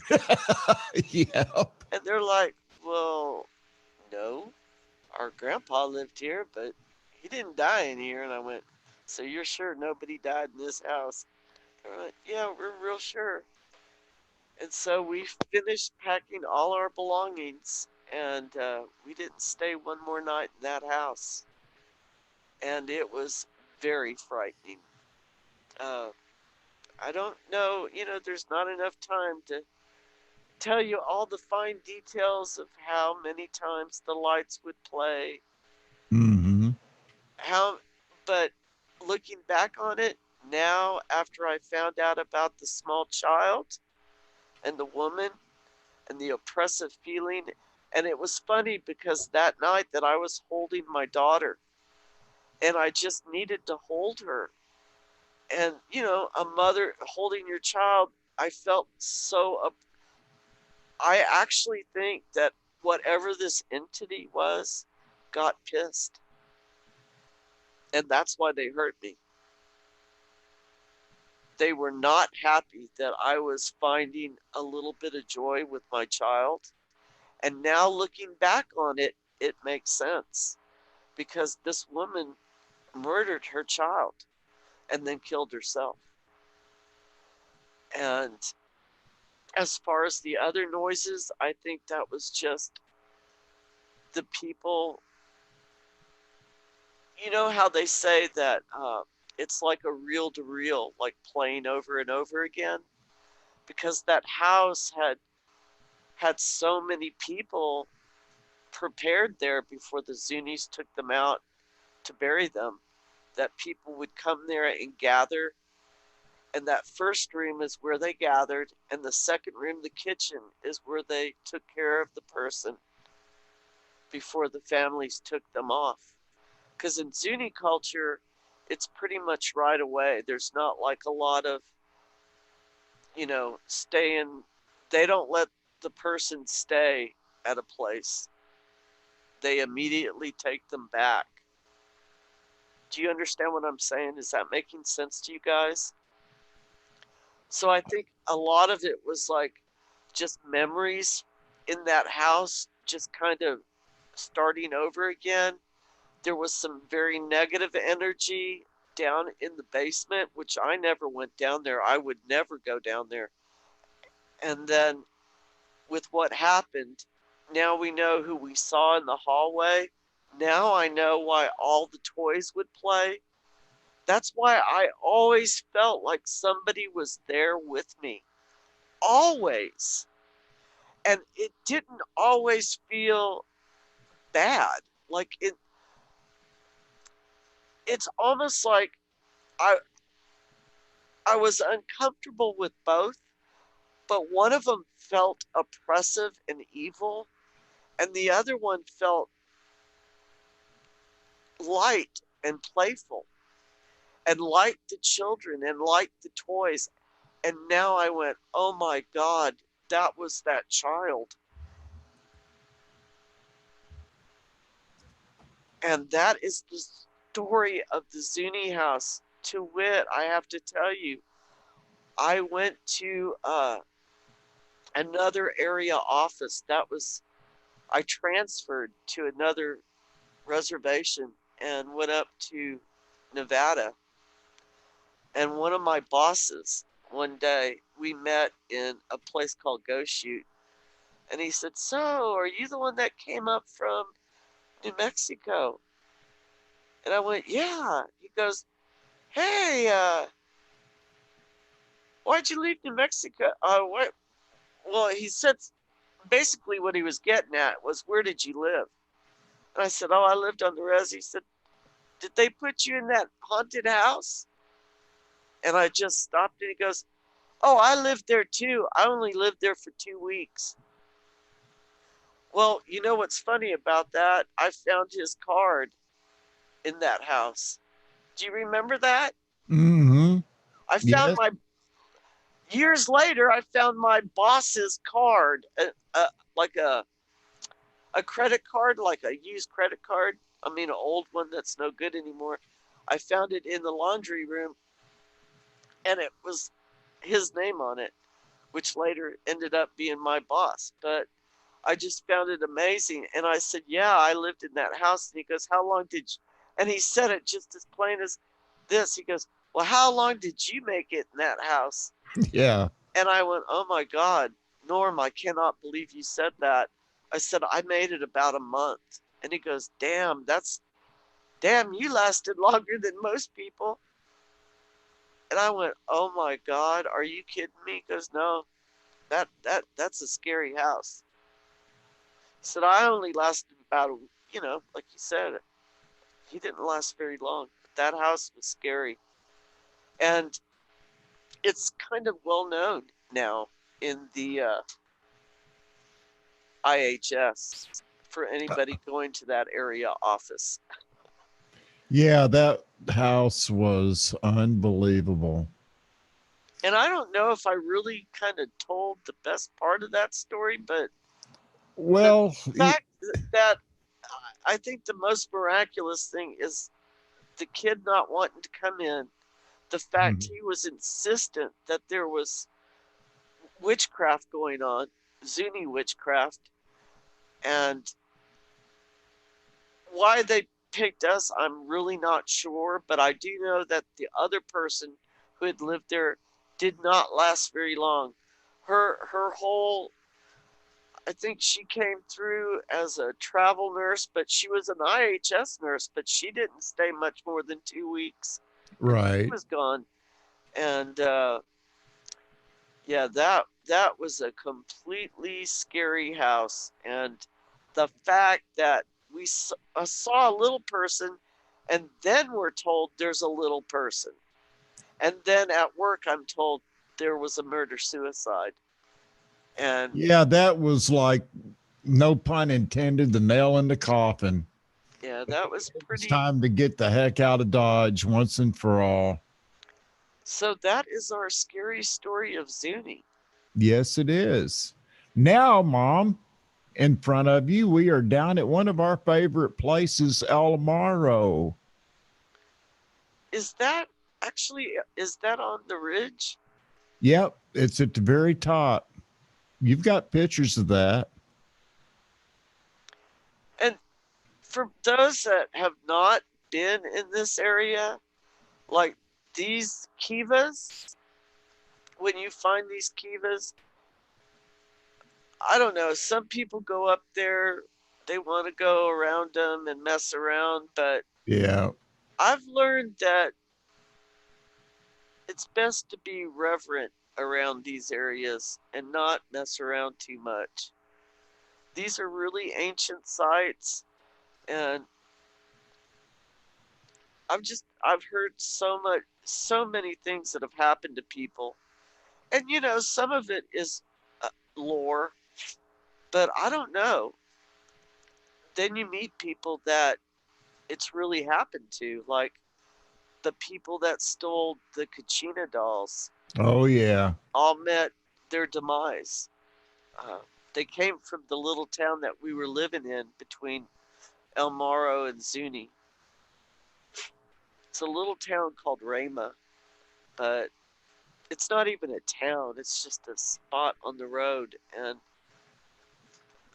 just a very, Well, I it's mean, where the reservations meet. well, people disappear in those deserts, and you'll see people go out there that want to go hiking, and they're not prepared. I mean, Oh, boy, are they never prepared. they think, oh, I'm not that far away from, Civilization. well, you kind of really are, and anything can happen out there. So yeah, it's been a long time since I was in that house, and a lot of it I just kind of wanted to kind of forget. But the things you can't forget is remembering. I mean, in my mind's eye, I can still remember that night sitting up and thinking that you were talking to my son, our son, and I could see this little person. And then I thought, well, wow, he just totally ignored you and went to the living room. And then it wasn't him. Yeah, that was pretty wild. No doubt about it. So I don't know if other people were going to tell more of these stories, but someone wrote Epstein Island. I wouldn't even stay on Epstein Island for one. No. Thank you very much. Man, I bet that place is haunted. Can't even imagine. Oh, no doubt, right? So what's going on in the chat? Has everybody left us? You No, couldn't get they're all hanging in there. What's up, guys? Come on in. you couldn't get me to swim in the lagoon at the Epstein Island. No, definitely not. So, anybody have any questions? Well, I have a comment. I mean, I was just enthralled by the entire story. Thank you so much for sharing that with us. It's crazy. First of all, there would be a giant pile of very dead toys. Okay. And the smudge sticks would have been used to start the fire that I burned that house down with. Actually, yeah, I'm actually shocked that they put a new roof on it. And it looks like go back to that picture of the house. Can you go back to the house? Yeah, no problem. Give me a They've minute. actually done some work on that house, and I cannot believe it. And I wonder if the house is better, because the Zuni medicine men usually do not leave the kivas. No, that's true. They Okay, don't. so they don't usually leave the kivas. They don't leave those sacred areas only on certain sacred ceremonies. Our house was not a sacred ceremony. So how the Zuni mudheads and how the Zuni medicine man ended up on Black Rock, which is up on the mesa from the Kiva area of Zuni proper, which is sitting down below. How they just decided to show up at the very moment we are doing a cleansing ceremony in that house is just because I think I was so in shock at that point and not sure if I wanted to talk anymore about it. Right. I never asked, like, how did they show up? Like, how did they know? They didn't go to our neighbors' houses. No. They only came to this house. And when they left, they walked in a procession back down the mesa into Zuni proper. Marie Damascus is asking the question, didn't that guy send warriors? Yes, he did, Marie. The matter of fact, the last night of, there was, and he didn't mean literal physical human warriors. He meant spiritual warriors.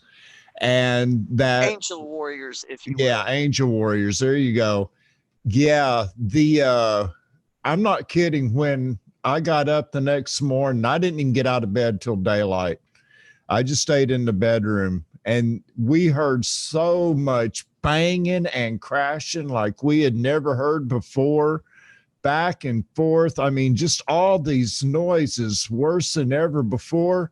And then all of a sudden it got real quiet, and it was quiet for the rest of the night. So I go out in the morning really expecting to see broken up furniture, and everything looked normal. He had sent the warriors down. They came in and tussled with their side, and a little peace for a short period.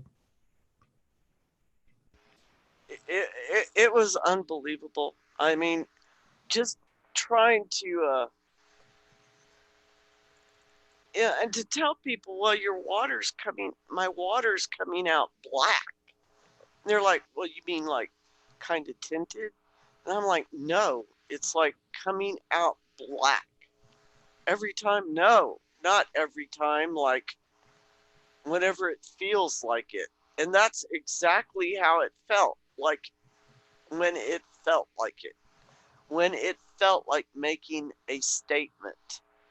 That's how it felt. Yeah, they've done something to the front of this house. You can't pull up on it anymore, can you? You know what it is they put this arbor up over the front porch area. Yeah, they've done a little work to it. Yeah. To the very front. Hold on, I can take a look at the sides. I can't get in the back of it, I don't think. Let's see. Well, it doesn't really matter, but that house was so intense, and I've always felt bad for Evie because I did eventually go to Gallup because I just didn't want to go down to that Kiva anymore. No, after you transferred out, we moved to Rama, you transferred up to Gallup. That's when we said, well, I think we'll just stay away from Black Rock and Zuni for a while. Now, was that roof that color, or was it the red color that it shows now on Google? Okay, it was that color in the old days, and now it's a new red roof. Yeah. Yeah, it shows red on Google Maps. So Interesting. Very. You had my hair stand up on the back of my neck almost the whole freaking story. Oh man. And I often wondered, Evie White, she knew that my belief system, like a combination belief system.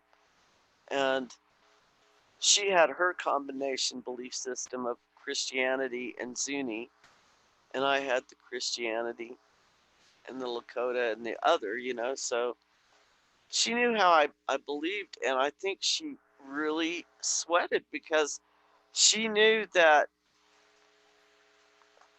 well, Navajos won't stay in a house like that. First of all, they'll leave it. That house would not exist, period. I mean, that house would have been gone or not lived in, period. And I'm saying, I'm telling you, burn it down. I don't know why they don't. Like, why do they keep them? I don't know if there's some reason they keep it, but there's new housing all over the place up there. So I'm not sure why they keep this house with its history. And I mean, they've got to know. Maybe they're not afraid of it, but maybe they're afraid of destroying it. See, that's what I'm wondering. They reap the repercussion then from the entities. But I look back now and I'm like, how did they know? How did this Zuni medicine man know to show up with the mudheads at that particular moment? Because the look on my child's face was just utter horror. Well, when you said you almost had a heart attack right then, I mean, I think most logical people would. Oh my Lord, there's this guy here on my porch now and a bunch of people surrounding my house. It's all very weird. It creeped me out when you were talking about that. I'm like, oh no. And see, you can't even, like, I'm trying to, I should have thought to tell Scout to put up pictures of what the mudheads look like. These are people in mask. They're big mask. So what they almost look like aliens. It's a big mudhead looking thing, and it's a mask. And the medicine man had these skins, like buffalo skins and hides on him. So you didn't really see a person, and he had these horns on, and his face is covered in a mask. So you're like, when you turn around and that's what's standing at your entrance, and you're in the middle of this, whatever's going on in the attic. And I really thought at that moment, I'm just gonna faint. Like, fainting seemed logical, except the rational mind said I can't because of my children. It was like, struggling there, like, maybe I should just pass out and, like, leave, because I can't deal with what he's doing up in the attic and what this fire alarm's doing and what I'm seeing at my front windows and at my front door. And it to this day, I will never know how they knew to show up at that very moment. Well, Lady RWB in the chat room asked about what it was that they wanted with the canned goods, and I'm not really sure. The only way I know how to explain it is there was something going on, and it's like a trade-off to keep the balance. What they were Don't take doing something for was nothing. they were coming to pray, and when they come to pray, you honor them that they're there at your presence, and you give them food. That's what the sack was. I could have thrown anything in it, but the neighbor yelled, "Throw them, give them canned food, give them canned food." And I did. I grabbed as many cans as I could, and I was throwing cans into their bags. So to me, it's like they've come to pray and chase this evil spirit away. And so you give them this food in a respectful, it's like respect. It's like, thank you, because food is important. And that's what I had looking in my windows. If y'all will look up and see the pictures he has. Now imagine turning around and these images that I've never seen. Now, to be honest, other than a Kachina, I've never seen them ever. Ever. They're like Hopis.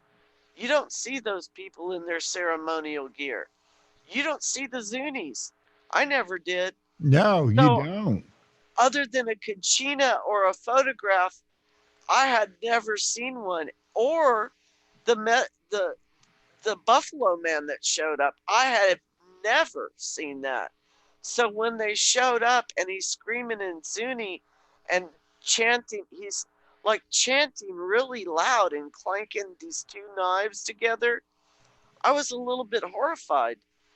But as they were doing like circles around the house. The the mud the mudheads were going around the house. And when I went out to see what they were doing, that's when the neighbor told me to get the food and feed them food, give them food. In other words, a thank you for coming to chase off these spirits, right? Oh my God. Yeah, I mean, well said. but if you're not expecting, and see, if you look at that mudhead with that one, that looks like a bird, but imagine one just covered in buffalo skins and horns, and he's got a knife like that one has something in his hand. Yeah. It looks like Well, a it's a rattlebit. little off because this is Hopi, hon. They're all very much the same though, between the Yeah. Hopi and Zuni and the San Carlos and all in there. They're all kind of relations. But yeah, the Hopi are totally different. So if they heard me say that, they'd be very pissed. Hopi are very different, even though some of their mudheads and stuff are alike. They're alike somewhat.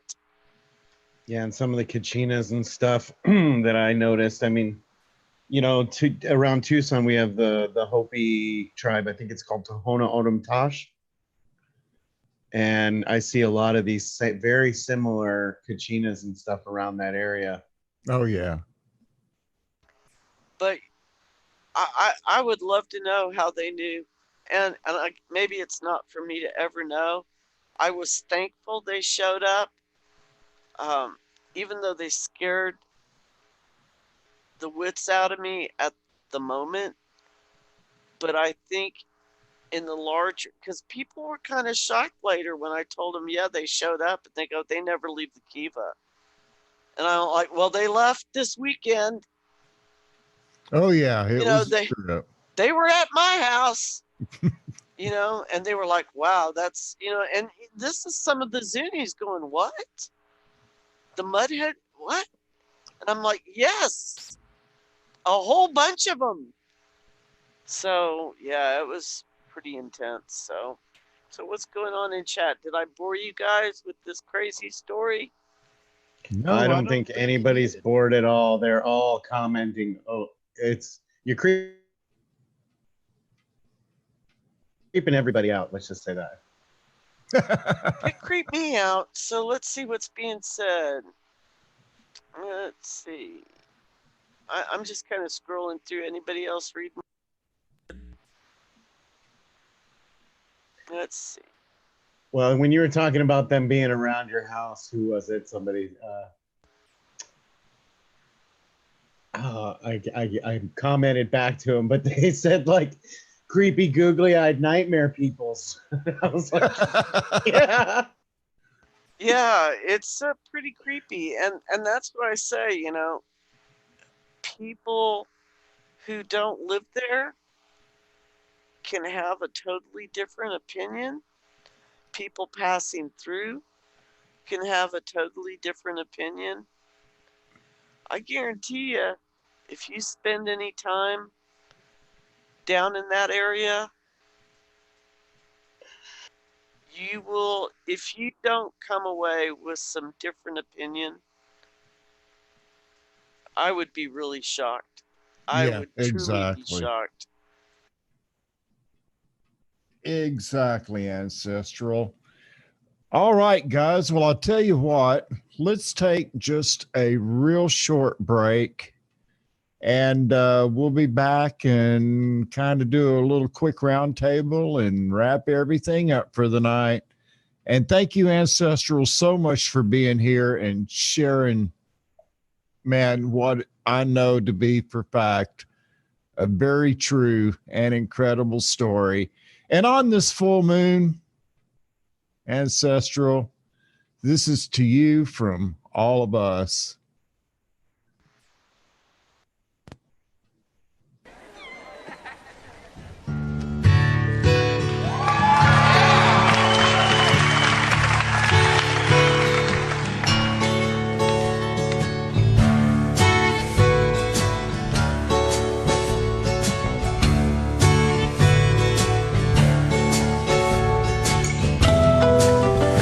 Come a little bit closer. Hear what I have to say.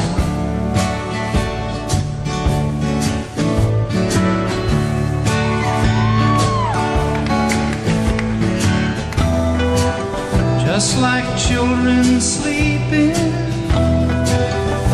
we could dream this night away.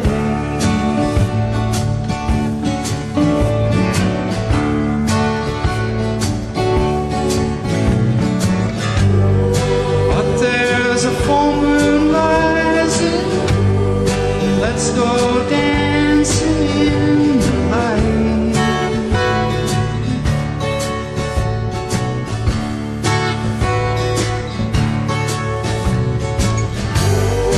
We know where the music's played. Let's go out and feel the night.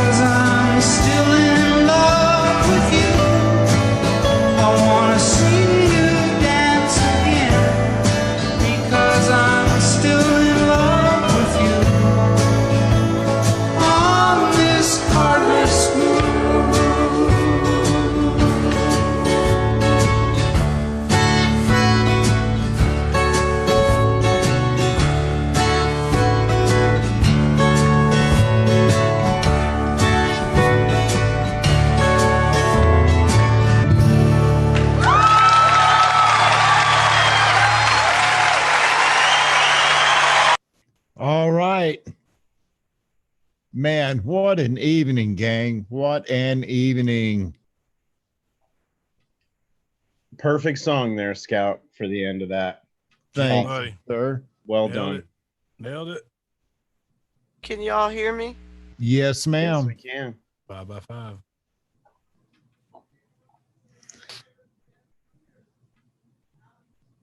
Now we can't. I can hear her over in the other room, so that's how I know.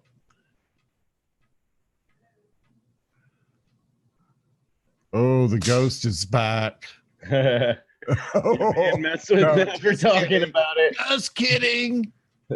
Just kidding. I don't know. Yeah, everyone in chat is giving you a heads up on what an awesome show it was. Guys, Right. great story to be listened to. I mean, first-hand account of something like this. It was quite a night. Thank you so much for that, Ancestral and Scout. Man, I'll tell you what, it was something to bring out. You know what I mean? Bless her heart, man. Just at the very end, we can't get her. She's in the chat room or in the Zoom room, everybody. She's just having a mic issue. Let's see. No, bless her heart. Try it now, Ancestral. Hello. There you She's go. back. That's All weird. right. That was like very odd. I hadn't Well, done anything and it just stopped. So don't freak me out. But I wish I had thought about how much time, because I would have gotten into it a little more. I thought you were off the air at 9. No, Okay, well I blew it. no, that's cool. I mean, no, you told the story. We got the story out there. There are some things that, you know, that we're taught that we'll say for another time. Sure. I wanted to say hello to Bent Hooter. He's out there. I never see him out here. All right. So he Bent was Hooter. liking the thanks for the song though. Great song. You're welcome. Beautiful. So that was yeah, it was interesting, and I have other ghost stories, but nothing is quite and funny enough, Joe he remembered. Oh yeah, She did was he too ever? young, but Joe remembered. He remembered the toys playing, and Yeah, it was quite the experience. Land of enchantment, they say about New Mexico. that is true. And if you ever want to read, I think the closest you can get to like some of the stories, and he did such a good job. And he was writing some of them when we were down there. Would have been Tony Hillerman. Oh yeah, for sure. He did great stories about the Southwest and those areas in particular, Kaibito. And boy, some of the stories I have for Kaibito, that's a whole nother.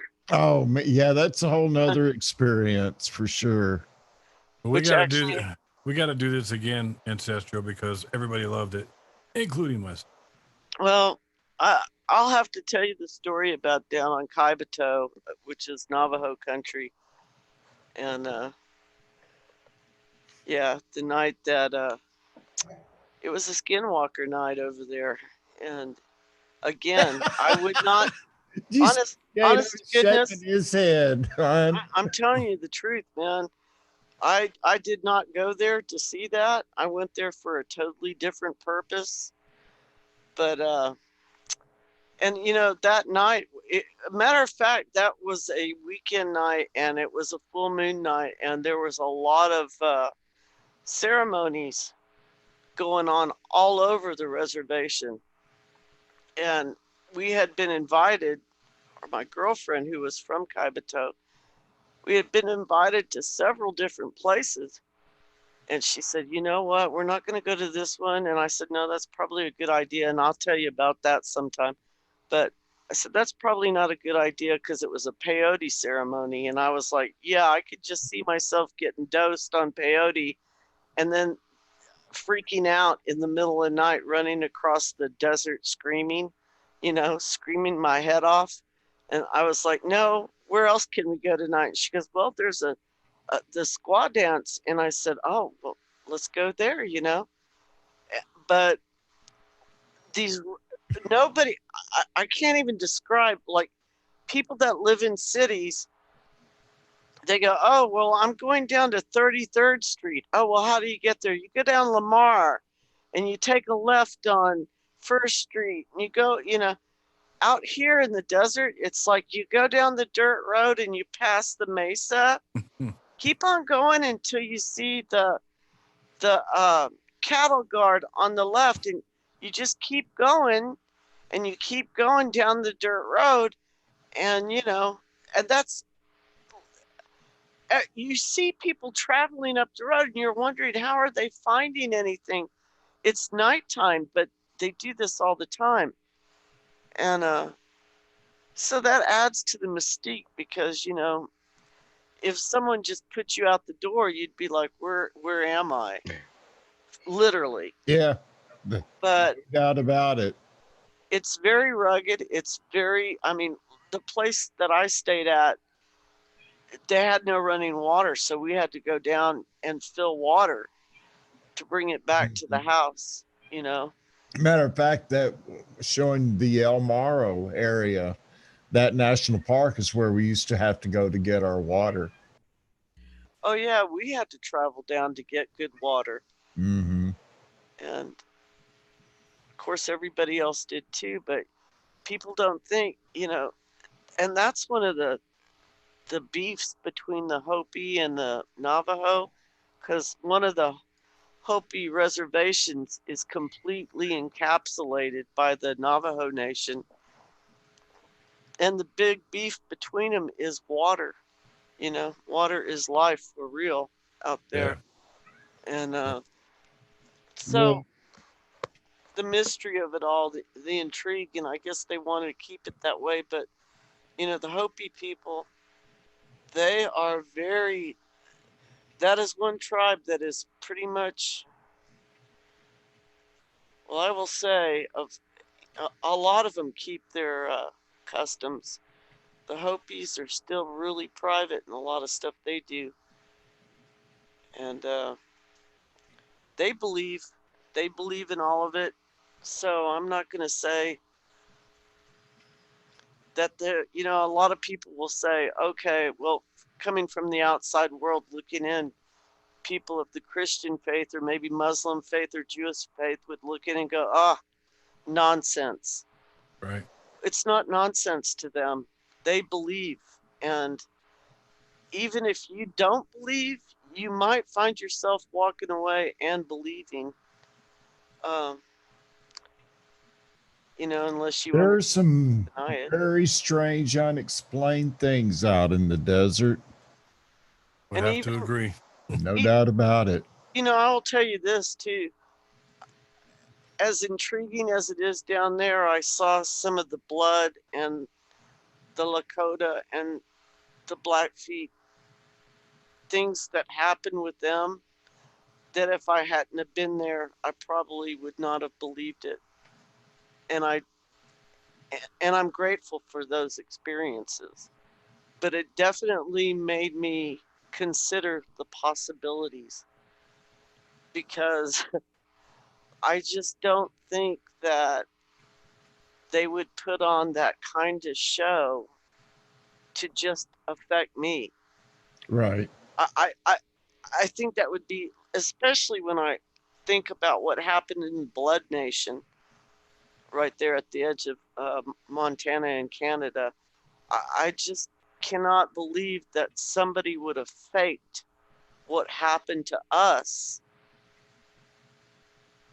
And that, I have to say, was, I do, before I leave this earth, want to share that story with people, because I do believe that I heard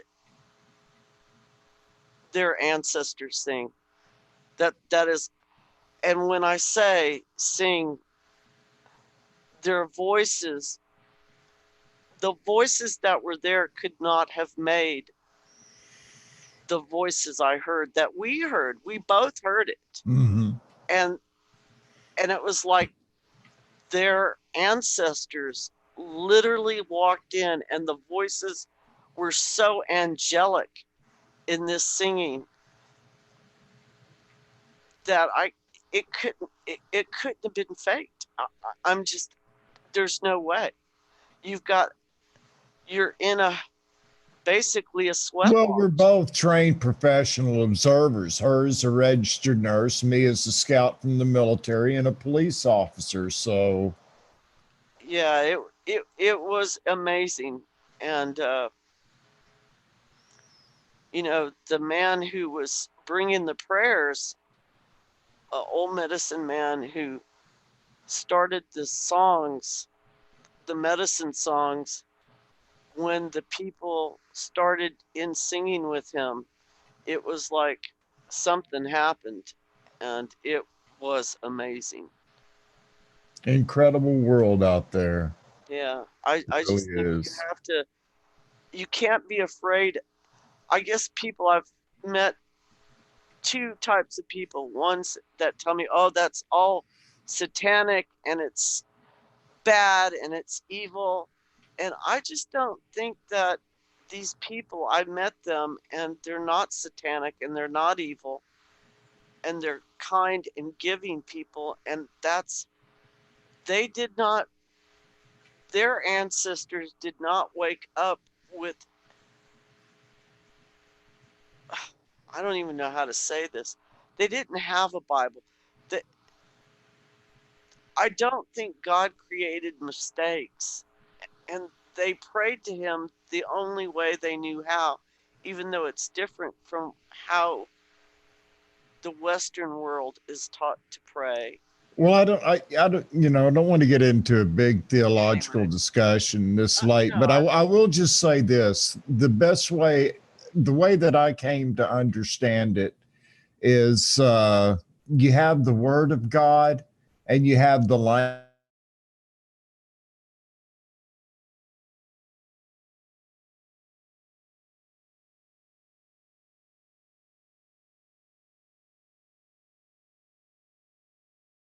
Looks like we might have lost you there, Scout. Language of God, and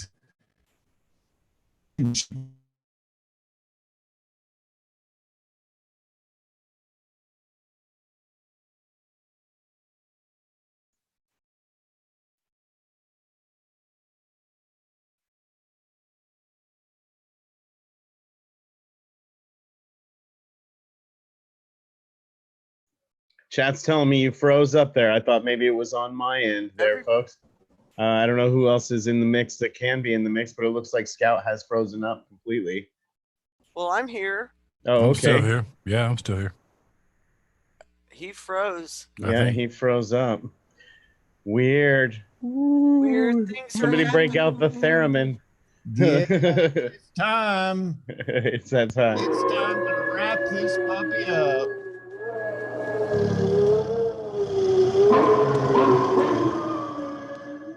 Friday the 13th and a full moon. What a great night, gang. Well, I had fun. Me too. Yeah, me too. Thank you guys so much. What a great night. What a bunch of great stories. I think many people in the chat will agree, and they said so, that there's a movie in this. So Scout, get on that screenplay. Let's make this happen. We can get Mokur to shoot it for you. There we go. We actually did have the discussion one time that if we ever wrote a book, nobody would believe it. They really, truly would. And it's been an incredible life, to say the least. Well, it's been life. Thank you both for sharing with us. Well, thank you for being here with us. Oh, yeah, no doubt about it. Deploribus Rex, Marie Damascus, Honeybee 7, Pexter 6, Texayama 511, Shepherd Kiss. Hey, good to see you in here this evening. Thank you so much. Mississippi Hippie, oh my gosh, how did you find your way across the river to here? Must use one of them pontoon boats. Deploribus Rex, appreciate it. Bent Hooter, thank you so very much. No, I'm only going to take one strike tonight, okay? Two's too much. even though I do like baseball up to a certain point. Mayberry, thank you very much. JR, glad you were here this evening. So, gang, we are going to wrap it up. Big Ed, Pexter 6, hope you're still hanging in out there. They probably fell asleep. Big Ed's got his little blankie. Oh, Oh, and he's not wearing his nightie. Cuddled it. Never mind. Let that one go. Anyway, You had to be there. That's okay. Anyway, Modini, thank you very much. Gang, have a great evening. We will see you next week. Do not forget, Full Moon continues this weekend. Tomorrow night, Last Scout Radio at Spreaker for Pirate Radio. And then Sunday night, one more round before Monday at Chill Last Grill. Scout Radio. Spreaker. Chill Grill time in. Like my Chill Grill. Yep, be there or get whipped. Ooh, okay. Nice. Well done. All right, gang. Take care. We shall catch you next time. adios. Thank you, folks.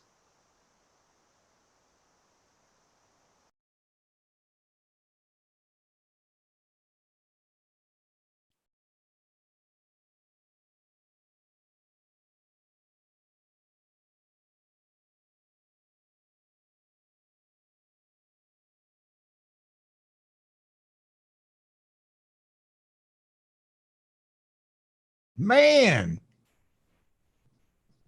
can you believe this? You got the boot? What's up? You're still I here. don't know. We're still live. We're still live. Good. Yeah, I am we're gonna still get live. to the end of this thing one way or another. I didn't shut it down. because I'm not going to tell the chat. Not going to let the chat get away without saying, take care, gang. We love you. And God bless.